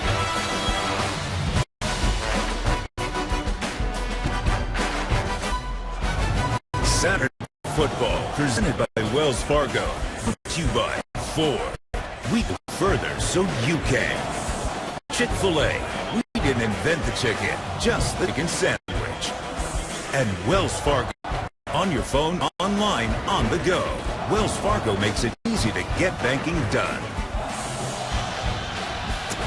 Aerial coverage tonight provided by Goodyear. Everything Goodyear has learned, making tires that go the distance, inspires what they roll into yours. Goodyear, more driven, the official aerial provider of Saturday Night Football. And that blimp couldn't be soaring any more than the spirit of the people on the banks of the Red Cedar tonight, as Michigan State just answered a gutsy Oregon touchdown drive with a quick strike 3-play explosion, mostly courtesy of L.J. Scott. And now the lead is 10 again. 10:51 to play. And now it's Oregon's turn. Fumble on the kickoff. Marshall picks it up. Tries to find a little running room and is able to make a little bit of chicken salad after bobbling kickoff. Let's go back to this touchdown. Watch the right guard here in Centerville, Ohio, the Elk. Double team here, make a great block, and also right here, the right tackle. They're going to open this up. It's a double team into the inside, just imposing their will here. And look how he turns his back to the hole and makes this block. And then the vision right there from the freshman, L.J. Scott. And that's the thing, again, that's impressive. The speed to run away from Springs, the corner, and then into the end zone. Now Vernon Adams has it back at his own 17-yard line. They give it on the inside, and there's some running room for Royce Freeman, and Freeman picks up close to 10. There's a Spartan injured on the play. I think that's Viante Copeland. Check on Copeland. We'll take another look at that touchdown run, Kurt. There's that double team, and this is something you're going to be seeing a lot of in this young man's career here in East Lansing. Breaking tackles and getting into the end zone. And get a smile at it, Dino? Get a smile? Almost a smile. Yeah, it's almost a grin. Somewhere between smirk and grin. Nothing to smile about here. We saw young defensive back as D'Antonio is out checking on him. Saw he was in pain immediately. We'll check on his condition when you come back. The All-State Saturday Night Football bus has joined us here in East Lansing. Enter the All-State It's Good sweepstakes for a chance to win $100,000 plus a VIP trip to the All-State Sugar Bowl and the National Championship game, as well as weekly prizes throughout the season. Most pleased to report that Viante Copeland, the freshman defensive back from Michigan State, left the field under his own power. Tony Brooks James, the speedster, getting his first carry of the night. He gets close to the 35. It'll bring it second down. Yeah, a little bit of a different gear, different feel from the freshman out of Gainesville, Florida, Brooks James. Definitely speed to complement what you see from the more powerful Freeman. Back to the ground. Brooks James able to elude people with that speed and gets enough yardage for the first down, it appears. So good running by the youngster. What about this Michigan State defense is what play linebacker or safety or even corner. These guys are coming up with bad intention. They have been for the last however many years D'Antonio has been here. They play with a chip on their shoulder defensively. So the first down after the run from Brooks James. Vernon Adams escapes the reach of Shalit Calhoun. Adams going to keep it himself and picks up as much as he can before getting out of bounds. Stay tuned after the game, except on the West Coast, for your late local news on most of these EBC stations, and be sure to tune to ESPN for Sports Center for the highlights of this college football Saturday and everything else going on in sports as well. Looks like another Michigan State player down, holding that right leg. Well, there's a big-time hold here on the right side that Oregon got away with. Maybe the crowd saw that. Watch the right tackle here as the quarterback steps up. That was Shalit Calhoun that was just escorted off the field after that, and he's walking very gingerly. A guy we really enjoyed visiting with the last couple of days. Could be the spokesman for the athletes, the college football players out there. Well, 2nd year in a row we've had a chance to sit down with him. You just walk away. Everybody just looks at each other like, seriously? It's amazing. Two-time All-Big Ten performer. And, he desperately wants to get back in this game. Ben was running back, he's blocking, and Nelson got a little bit tangled up. The coverage with Darian Harris, and pass is incomplete. 3rd and 2 coming. Try to take a shot here on 2nd and 2. Confidence that they can pick up the first down on 3rd and 2. Nelson looked like he was grabbed pretty good by Darian Harris, but a no call.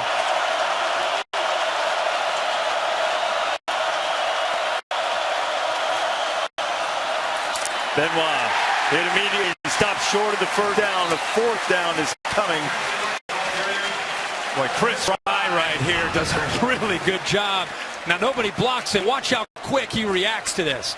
That is, of all the linebackers, he might be the most physical of the bunch. Out of Upper Arlington, Ohio. We're saying Ohio a lot. Mark D'Antonio with Ohio roots. He goes down into Ohio and gets a lot of players. Eldridge never wavered, leaving his offense on the field. Inside 9 minutes to play. 4th down and down 10. Adams. Oh, beautifully set up screen. If Bayless can get to the stick, Fry closed quickly. And boy, he had just enough to get the 1st down. But again, an aggressive play from Fry and a good play by Bayless to get to the 1st down marker. Yeah, good effort to try to extend and get this. I love the call here. You got a tight end and that's in blocking. And you just wait to the last second. The experience of Bayless there. You wait to the last second and then you just dump it off. Scott went to the right time to make that call. Excellent call by Scott Frost. See if he got enough. Well, we said he did, but the officials want to make sure in this very important. They stretch it out, and he did by half the football. 1st down, Ducks. I was with you. It looked like he had it. But the original spot looked like he was clear easily. Yeah, huh? But a gutsy call there. Great execution with a quarterback that doesn't have a lot of experience in this offense, but waited just enough time, kind of baited that defense to come towards him, and then just threw it right over top of their head. Remember, he's about 5'9". It was a touch pass to get over their heads, and Lawrence. Brooks James has it. Looking for room, slipping tackles, and a terrific pickup inside the 45. Maybe 7-8 yards. Let's give him 8 on the 1st down run. We're seeing Brooks James now with Royce Freeman going in. The lead back for the Ducks, and we've seen more from Brooks James. And this is the first time tonight we've mentioned that Vernon Adams isn't the tallest guy in the world. And that time he gets one swatted back at him by Lawrence Thomas. Yeah, Thomas knocked that down. And you're down by 10. You're on the road. It's the 2nd game of the season. You've got a quarterback that's been around for 4 weeks. And you lose your go-to guy, your bell cow, Royce Freeman. And now you've got a freshman and Tony Brooks James in there for him. It's a tough ask here. 3rd and a really long one. Adams going to throw for it, going to take the shot, and a man out there and couldn't hook up with Nelson. It'll be 4th down, and they went for it on their own side of the 50. You know they're going for it here. Yeah, aggressive call on 3rd down and short. I think, again, they have confidence that they can make it on 4th down, but the matchup is favorable. Demetrius Cox is a good player. He can play safety, he can play corner, but Nelson matched up one-on-one against anybody.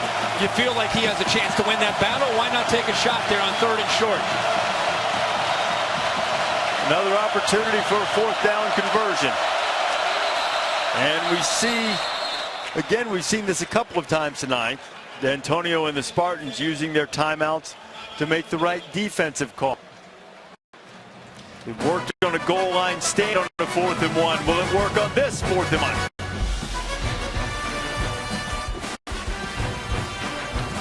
Live in Spartan Stadium, Michigan State holding a 10-point lead. Oregon facing a 4th and long one at the Michigan State 43. To put the bigger back, Kenai Benoit in with Royce Freeman being checked out for an injury in the locker room. Adams keeps stretching it. Stretched the ball across the yellow line, but the official is running in short of where that line was. We'll see where they put it down and how they mark it. They measured on the last fourth down attempt for the Ducks, and they made it by half a football. They're going to bring the chains out again. It looked like he extended and got it. Good job by the right guard, Cameron Hunt, who came around, picked that linebacker Cooper, or Bulla up right there. And then he looks like, again, by our, they're going to actually review the spot. But Hunt climbs up the second level. And our line's usually pretty reliable. It looks like he extended that ball across the line. You know, Oregon, it's not about time of possession for Oregon. It's about the number of plays. Oregon right now has 68 plays.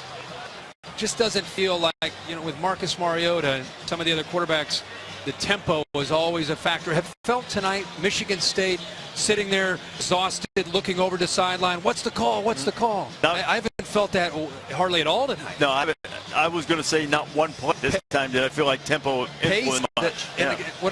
My thing with Oregon is pace is obviously a factor. Deception with that pace is a factor. That's not been in play at all tonight. Well, the replay crew, which is the Big Ten replay crew led by Steve Newman. Determination by instant replay. We're going to measure to see if it's a first down or short of the line to gain. One thing about that is we're all caught up on the football extending across the line. If knee touched as he was coming down before he extended another half a yard, that could also be a big factor in whether or not he got the yards for the first down. Where the ball was when the knee touched, and if it in fact did, would be the proper spot. Well, let's see what the chains say. The nose of that football on the yellow line. Kirk has always called it precise. An airing. But it's a few links short. Now Michigan State is celebrating. And Mike Batlin, the referee in the Pac-12. Prior play is still under further review. Oh, did you hear that? Yeah, Mike. Prior play is still under further review. Yeah, they wanted to see what the result of the play was as ruled on the field. Now the replay official will see if they got the spot right to determine if they did indeed get the first down. So now Helfrich is pleading his case.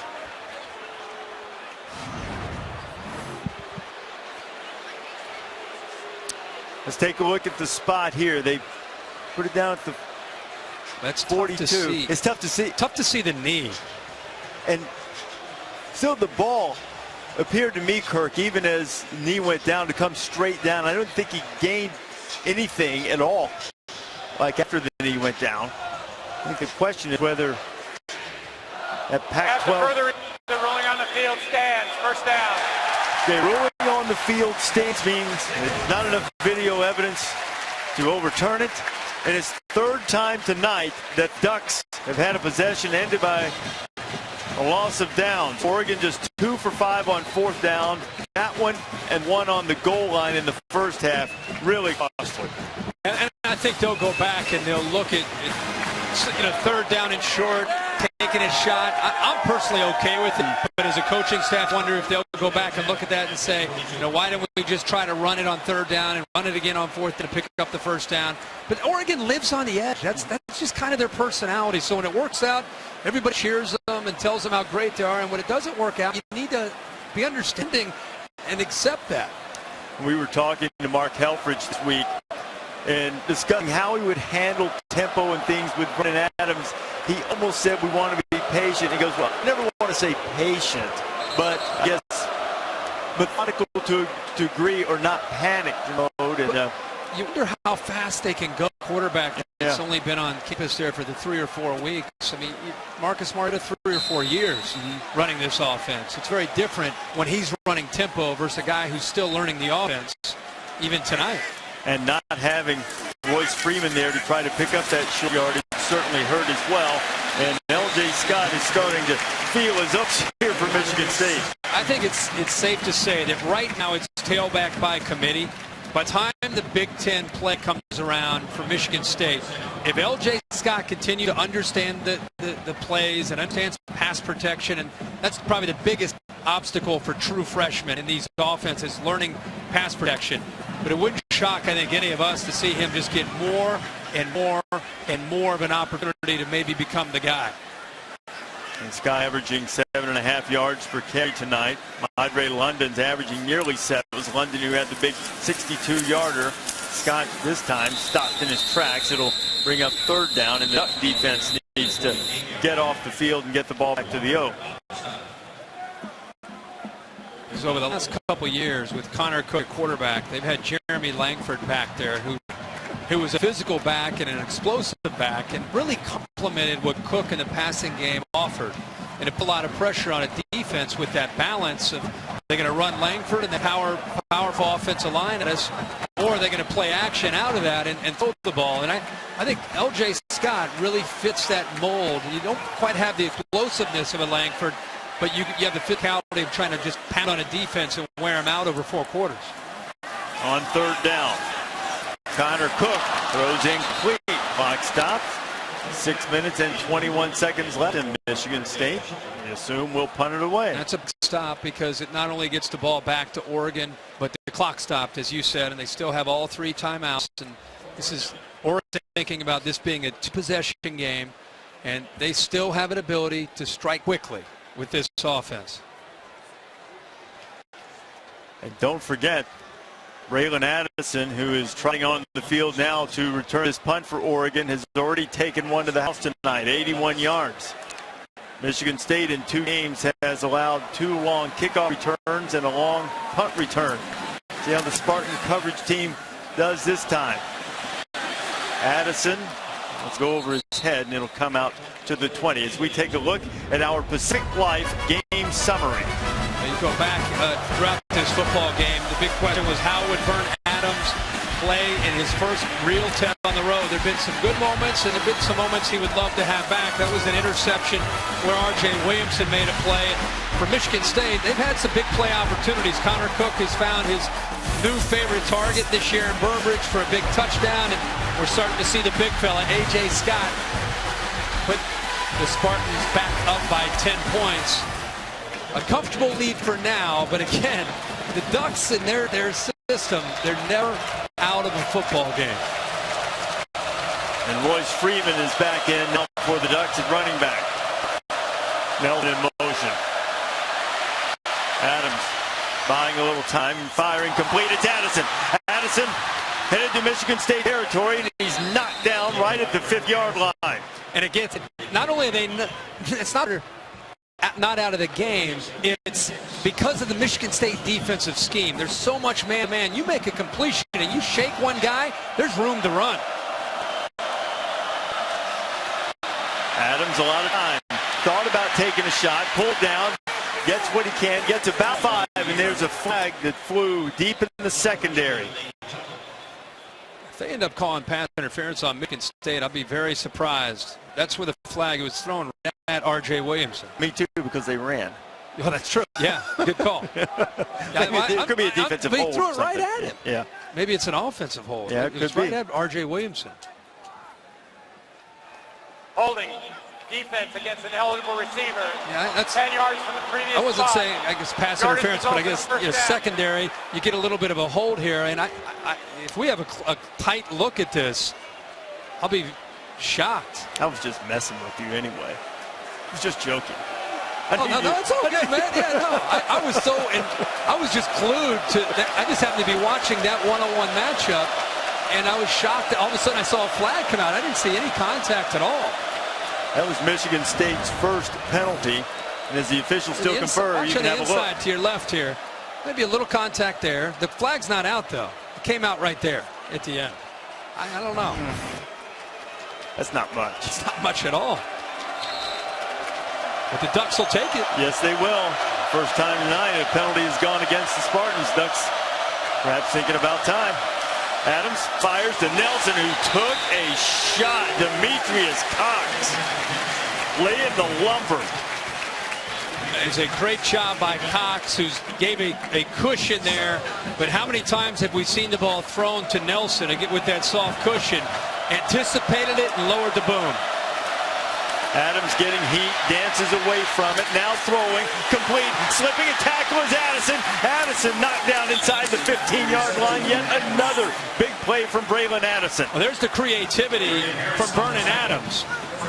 This is almost backyard football. The play breaks down. He's just scrambling out to his right, trying to find an open man. Back to the ground. Freeman spinning. Stopped at the 11. It's good to see Royce Freeman back in the lineup. It's a guy that they can turn to, who's been in these kind of games, played in a national championship, played against Florida State.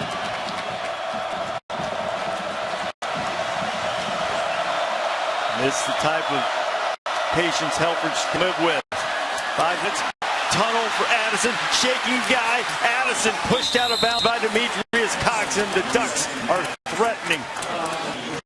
I love how he came to football here. A bit of a risk here by R.J. Williamson coming up and trying to make the play. Instead of sitting back, he comes to the ball. And by coming to the football, it gave him an angle to come back to the outside. 7 catches, $139 for Adams. Now back to the ground with Adams. He's trying to find his way, and he's twisted into a pretzel and loses a couple. Remember, this has been tough sledding for Oregon. They scored the last time they got inside the 5-yard line, but it's not, again, they are not in. Mariota would run this offense. Defense was on its heels. They're arguing with each other. Here, plenty of time to set up. Adams making checks, and then the flags fly. I think give them a false start. Looked like Michigan State moved as well. Both. False start. 72 offense. 5-yard penalty. Second down. He's the center, Matt Haggerty.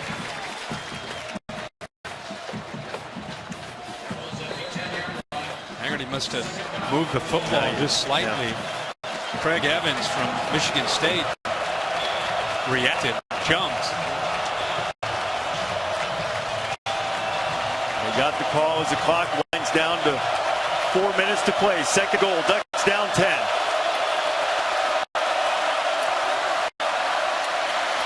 Adams still has it, scrambling, and just gets rid of it, throws it into the second row, and there's another flag down.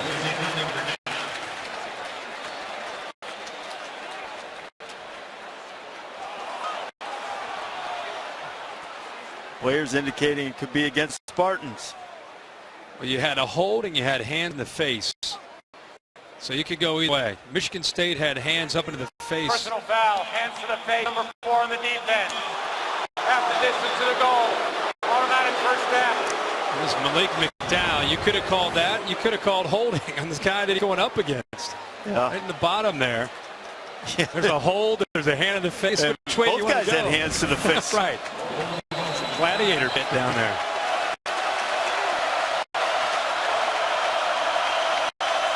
Now on first and goal, headed to the corner, to the end zone. Royce Freeman touchdown, and there's another flag that's maybe coming back for a hold. Holding call, left tackle. 54 offense, 10-yard penalty.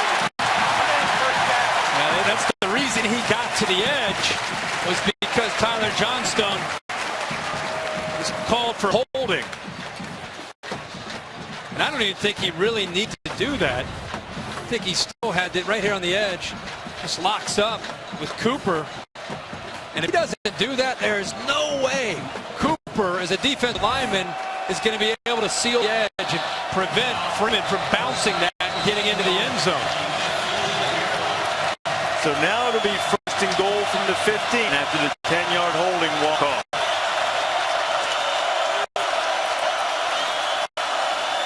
Adams, good protection. Better run. Buying a little time. Still looking. Now firing it into traffic. That is not smart. And it hit the ball around for a while before it finally hit the ground. Riley was the first guy to get a hand on it. The Michigan State linebacker. That time, interesting call by Michigan State, spying Adams. Nowhere for for him to go. They used Reschke, a linebacker, to stay with him and keep him kind of in his sights, but great coverage downfield. Nowhere to go with the ball. He just took a chance and threw it into coverage and was fortunate it wasn't intercepted. Nelson thought he had a shot at the deflection. Another opportunity. Adams steps up, avoids one-on-one coverage in the back, and it's Marshall for the touchdown.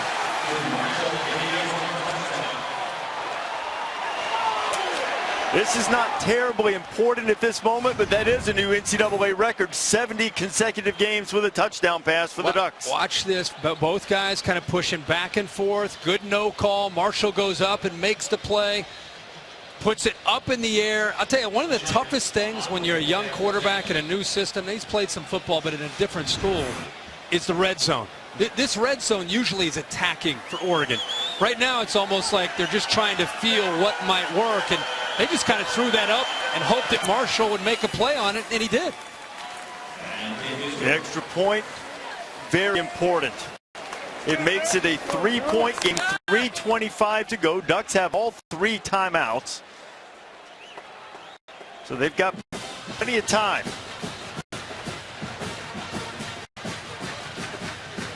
Well, I think scoring and scoring quickly was a big priority, and saving the timeouts was a really big thing for them to be able to do coming into this, because you put yourself now, you're back within 3.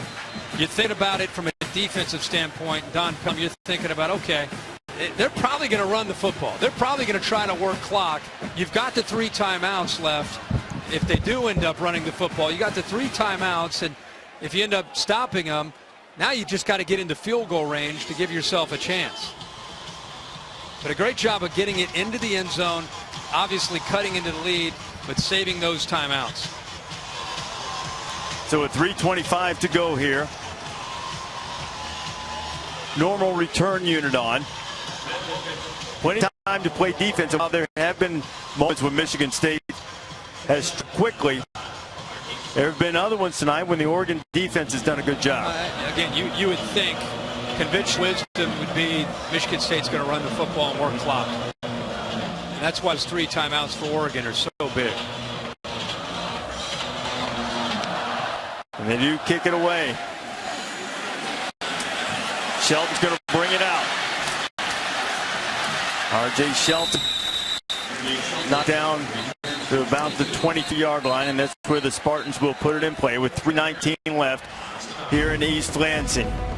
NFL season is underway. NFL Insiders and Sunday NFL Countdown, a new way to get coast-to-coast league coverage on Sunday morning. Start your day at 10 a.m. with the Insiders. Headlines, breaking news, everything you need, and then Countdown goes inside the storylines as only they can, starting on ESPN at 10 a.m. Something to remember again, the coaches from Michigan State openly admitting that they regretted last year in their trip to Eugene when the game got close in the second half. They felt they got a bit too conservative. Let's keep that in mind to see if they go the conservative route here or they take a chance. On the ground with London. London is knocked down in the backfield. Christian Frentz and Joe Walker was back there. Stay tuned for the Ford wrap-up after the game with Cassidy Hubbard. And it's coming your way as soon as we finish here in East Lansing. Christian French that time and his Oregon defense. Ears are pinned. Don Pelham has told his team, guys, we're going to go in here at this point and we're anticipating run and we're attacking the line of scrimmage with our outside linebackers and our linebackers downhill. And if you're Michigan State, you're working that play clock as much as you can.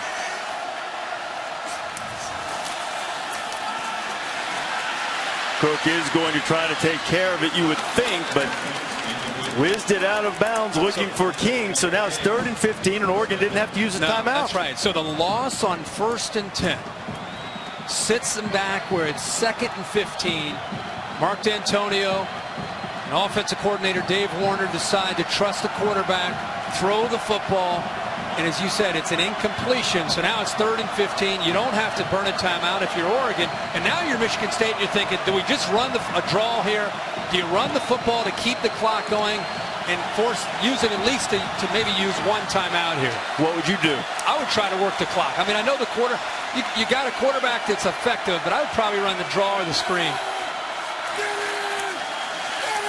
Instead, they're going to let Cook throw it. He went down the middle. He overshot Burbridge, and Oregon, that's as good a scenario as they could have ever hoped for. There's 2:27 left. They didn't burn a single timeout. Now you're not thinking, hey, let's get into field goal range. Now you're thinking 2:27 with the way the offense executed on that last drive with 3 timeouts. That is going to be plenty of time for Vernon Adams to be put in his first time ever as a situation as an Oregon quarterback to have to come back and win the game on the last drive. We've talked several times tonight about the Ducks having the opportunity to learn to trust Adams. You think they'll trust him if he can lead them to a score here? Hartbarger gets the punt away. Michigan State better cover this punt carefully because Addison's been dynamite tonight. Braylon Addison to the 50s into Michigan State territory, and the Ducks have terrific field position. The crowd wanted to block in the back, but I tell you, I thought it was a bit of an acting job. I thought a good no call by the group. Remember that feature this morning with Wojo on College Game Day about Vernon Adams, talking about all that he's been through with his transfer from Eastern Washington, deciding to come over to play for Oregon, and some of the reactions from some of the fans in that area, and then how tough it was for him. He had to deal with taking that test with math, and he finally passed, and he's just been on campus for 3 or 4 weeks. I think this is what he envisioned, being in these kind of games with these kind of scenarios and opportunities to play big-time college football, and he's got it in his second game of his career.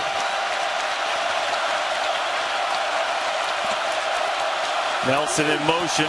Ducks have time to keep it on the ground. They've got Royce Freeman inside the 40-yard line, and Oregon with a big pickup on their first play and picking up a first down as we go to the 2-minute mark. Yeah, they're not in quite the kind of fastball tempo you'd expect. That was outstanding patience there by Royce Freeman on that outside zone. Freeman trying the middle. Picks up about 3. Royce Freeman's going to be up around 90 yards. And again, you don't feel at this point Mark Helfrich telling Vernon Adams, let's go, let's go, let's go, let's go. You know, again, it's not the tempo that you're accustomed. It's fast, but it's not as fast as it can be. 90 seconds left in the game. Adams taking a shot. Marshall's out there. He was by himself, and if Adams could have put it on him, the Ducks would have had the lead. Arjun Colhoun, who's a senior, out there by himself. This is Michigan State's defense. There's no safeties behind him. He stumbles, loses balance. Look at that. He's all alone. Byron Marshall had 5, maybe 8 yards of separation because Colhoun lost his footing, and Marshall pulled away. One-on-one coverage again. 3rd down and 7. Spartans bringing pressure from the outside. Adams in trouble. Adams tries to get away, and he does not. A sack. Lawrence Thomas was back there, and Chris Fry finished him off. Fry's made some big plays tonight. None bigger than that one. Boy, that was a gutsy call by Harlan Barnett and Mike Tressel, the co-defensive coordinators. I'm sure Mark D'Antonio had something to say about that, too. Boy, they brought pressure. They showed pressure over here. I'll show you right here. They show it, but it drops, and then it comes from here, and even a corner brought the pressure as well. So confusing. The Oregon offensive line, he had open people. If he would have been able to just sit in there and just get rid of the ball as quickly as he can, or if he could have been able to get away and buy a little bit of time, he had some open receivers. But Michigan State lives on the edge themselves and how they coach defensively, and they brought the house. We talked about identities right at the beginning of the game. While Michigan State's offense has certainly been prolific the last couple of years, they are still rooted in their defense, and right now their defense has made the biggest play of the game to this point. 4th sack of the night, leaving Oregon with a 4th and 16, trying to save a chance to stay in this game. 6th time the Ducks have gone for it on 4th down tonight. They're 2 for their previous 5. Timeout, Michigan State. You ever remember a game when you see charge timeout. this many defensive timeouts? No. I mean, and they've worked out well for Michigan State. Bit of a nail biter for the Spartan fans here who really wanted this one after the way last year's game ended against the Ducks, and they're trying to hang on here. You think about that. They're at about the 33-yard line on that play, and you know it'd be a 50-yarder. But if somehow he's able to break away and just throw it away, you at least have a shot, right, at a field goal to try to tie the game up. Whereas now you go all the way back to where they are now, and I just think that, you know, with Mark Helfrich and Scott Frost, I don't think just a Hail Mary is the answer. Remember, the answer for them tonight has been, okay, who has single coverage? Who doesn't have a safety along with him in coverage? Find the corner that's one-on-one and go to that wide receiver. They've been going a lot to the bottom right down here. Let's see if they go that route again. That's Byron Marshall down there. Those two hooked up to convert a big 4th down earlier in the second half. They kept the touchdown drive alive. 4th and 16. Adams stepping up. Adams firing. Short hops it incomplete. Spartans take over.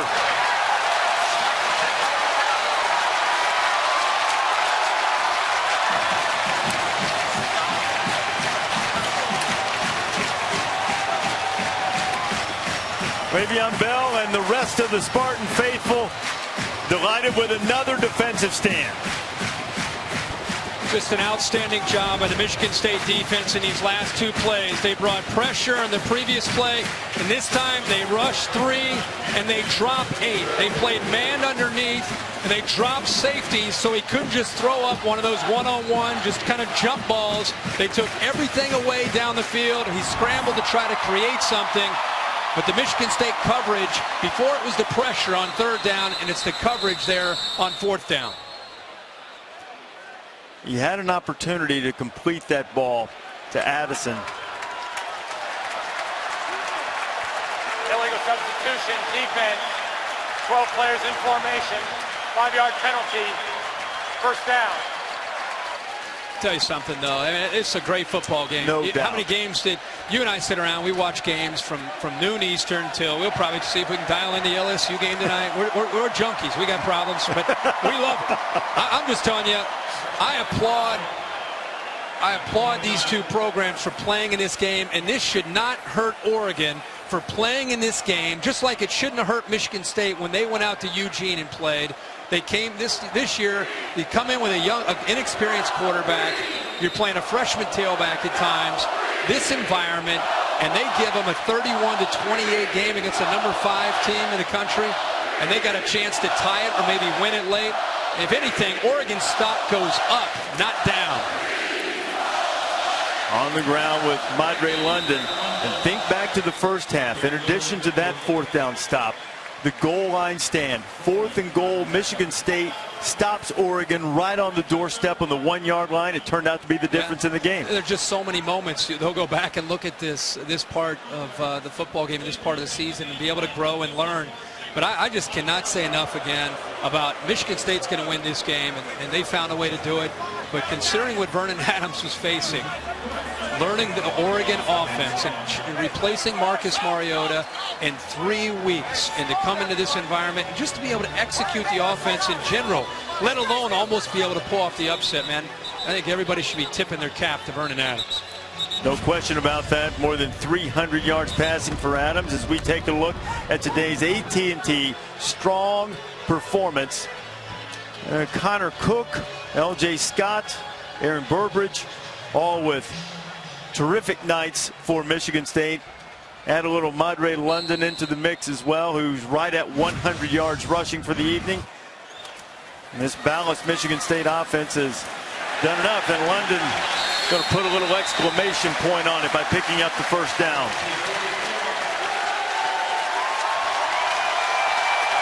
And now they can start the celebration officially.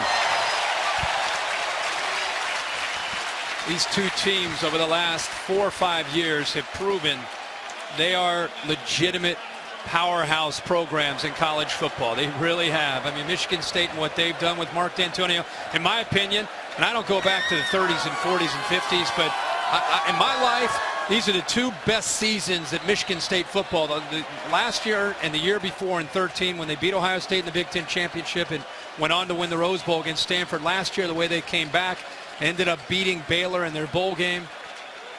They've talked about they've only had 3 losses in the last 27 games, and one of the teams was the Oregon Ducks.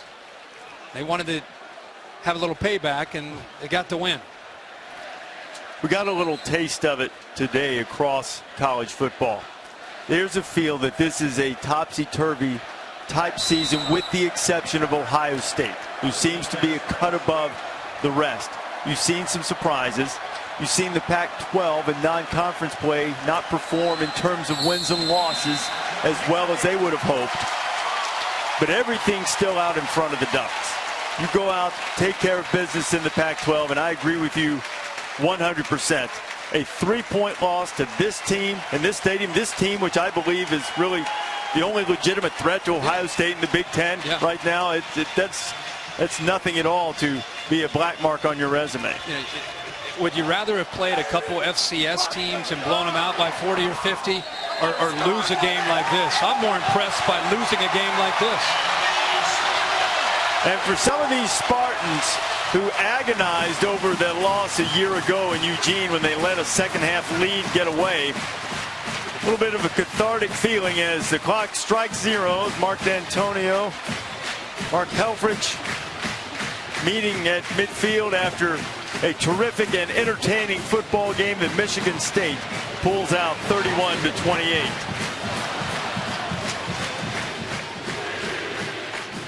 D'Antonio knows exactly who's beat him, and now he's avenged one of those recent losses. He's with Heather Cox. Reese, thank you so much. Coach, your team motto this year, reach higher. How did they show you that they have bought in tonight? Well, we just kept playing, I mean, great drive by our offense there, a little, in the third quarter, I guess, fourth quarter. But, defensively just kept playing. Things happen, I mean, it's a crazy game. I mean, Oregon's got a great football team, but hey, we rose up a little bit. You talk about that defense, impressive all night, but no more impressive than they were on that 4th and 16 and that final Oregon drive. How did you neutralize Oregon's offense? Neutralize them? We just kept playing, Vernon Adams, everything they say, can really move around. Great receivers. They made clutch plays down there, but our guys kept playing. Very, very proud of our football team and how they responded. Energy on the sideline. Awesome crowd. Awesome crowd. Come to Michigan State. Very impressive, Coach, especially considering all week we've talked so much about the revenge and letting it slip away last year in Oregon. What did your team's identity prove tonight? Well, like I said at halftime, we're just going to finish. They really didn't have anything to do with last year. I mean, we got great respect for Oregon and what they're all about, Coach Helfrich and their football team. But we just wanted to play hard and finish, and that's the bottom line. Just finish. Indeed, you did. Big win, Coach. Congrats. Great, guys. Mark D'Antonio gets the victory, and this is the type of win that Michigan State has become more accustomed to. But as they've lifted the profile of their program, you mentioned this to D'Antonio yesterday, they've been able to maintain that blue-collar mentality, that little bit of an edge, and the chip on their shoulder that they use remarkably effectively. It's incredible to think about where Michigan State football was when Mark D'Antonio and his staff came and where they have been able to grow. And these last 3 years have been, as I said a little bit earlier, I think the best years in Michigan State football history, and at least that I can recall. And I think when you have that success, it's easy to lose that chip, lose that blue-collar approach. But because of him, he won't let him.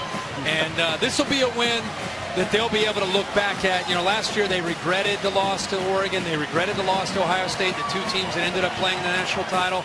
This is a major hurdle for Michigan State to get over.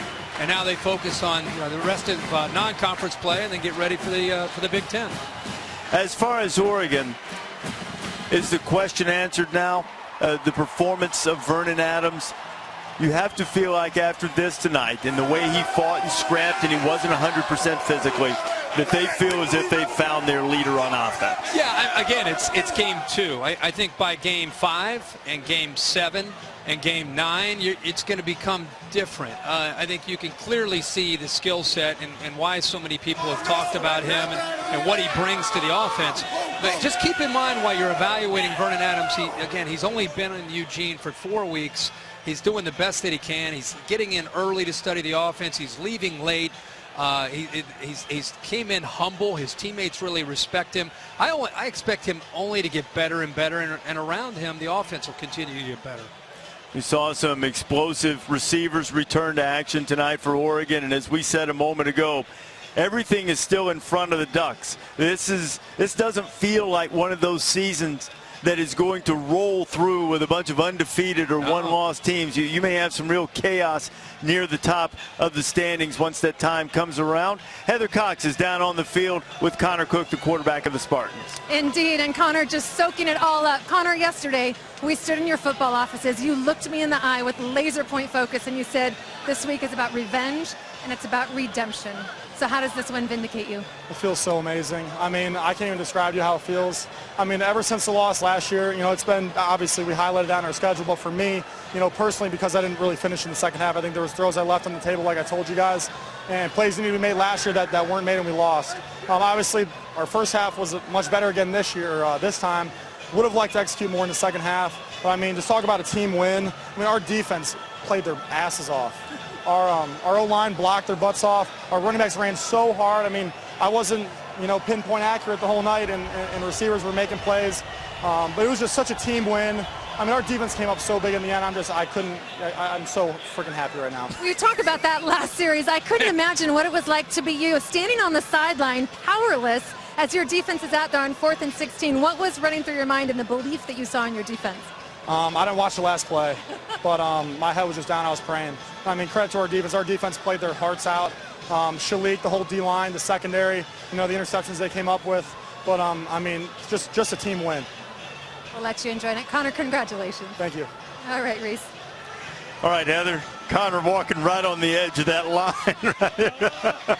And why not? This is an emotional young man who has really elevated his game many times because of perceived slights. And you know what? Having a leader like that, Shalik Calhoun on the other side, even with this great win, they're going to keep things in perspective. They're not going to get too crazy, maybe a little bit tonight, but not too crazy as they get ready for the rest of their season. Because of leaders like that, it'll be easy for them to get locked back in.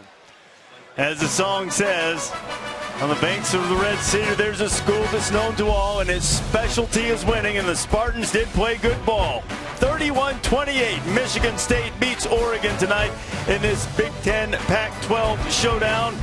We are headed right now for a complete wrap-up of the day in college football, the Ford wrap-up show.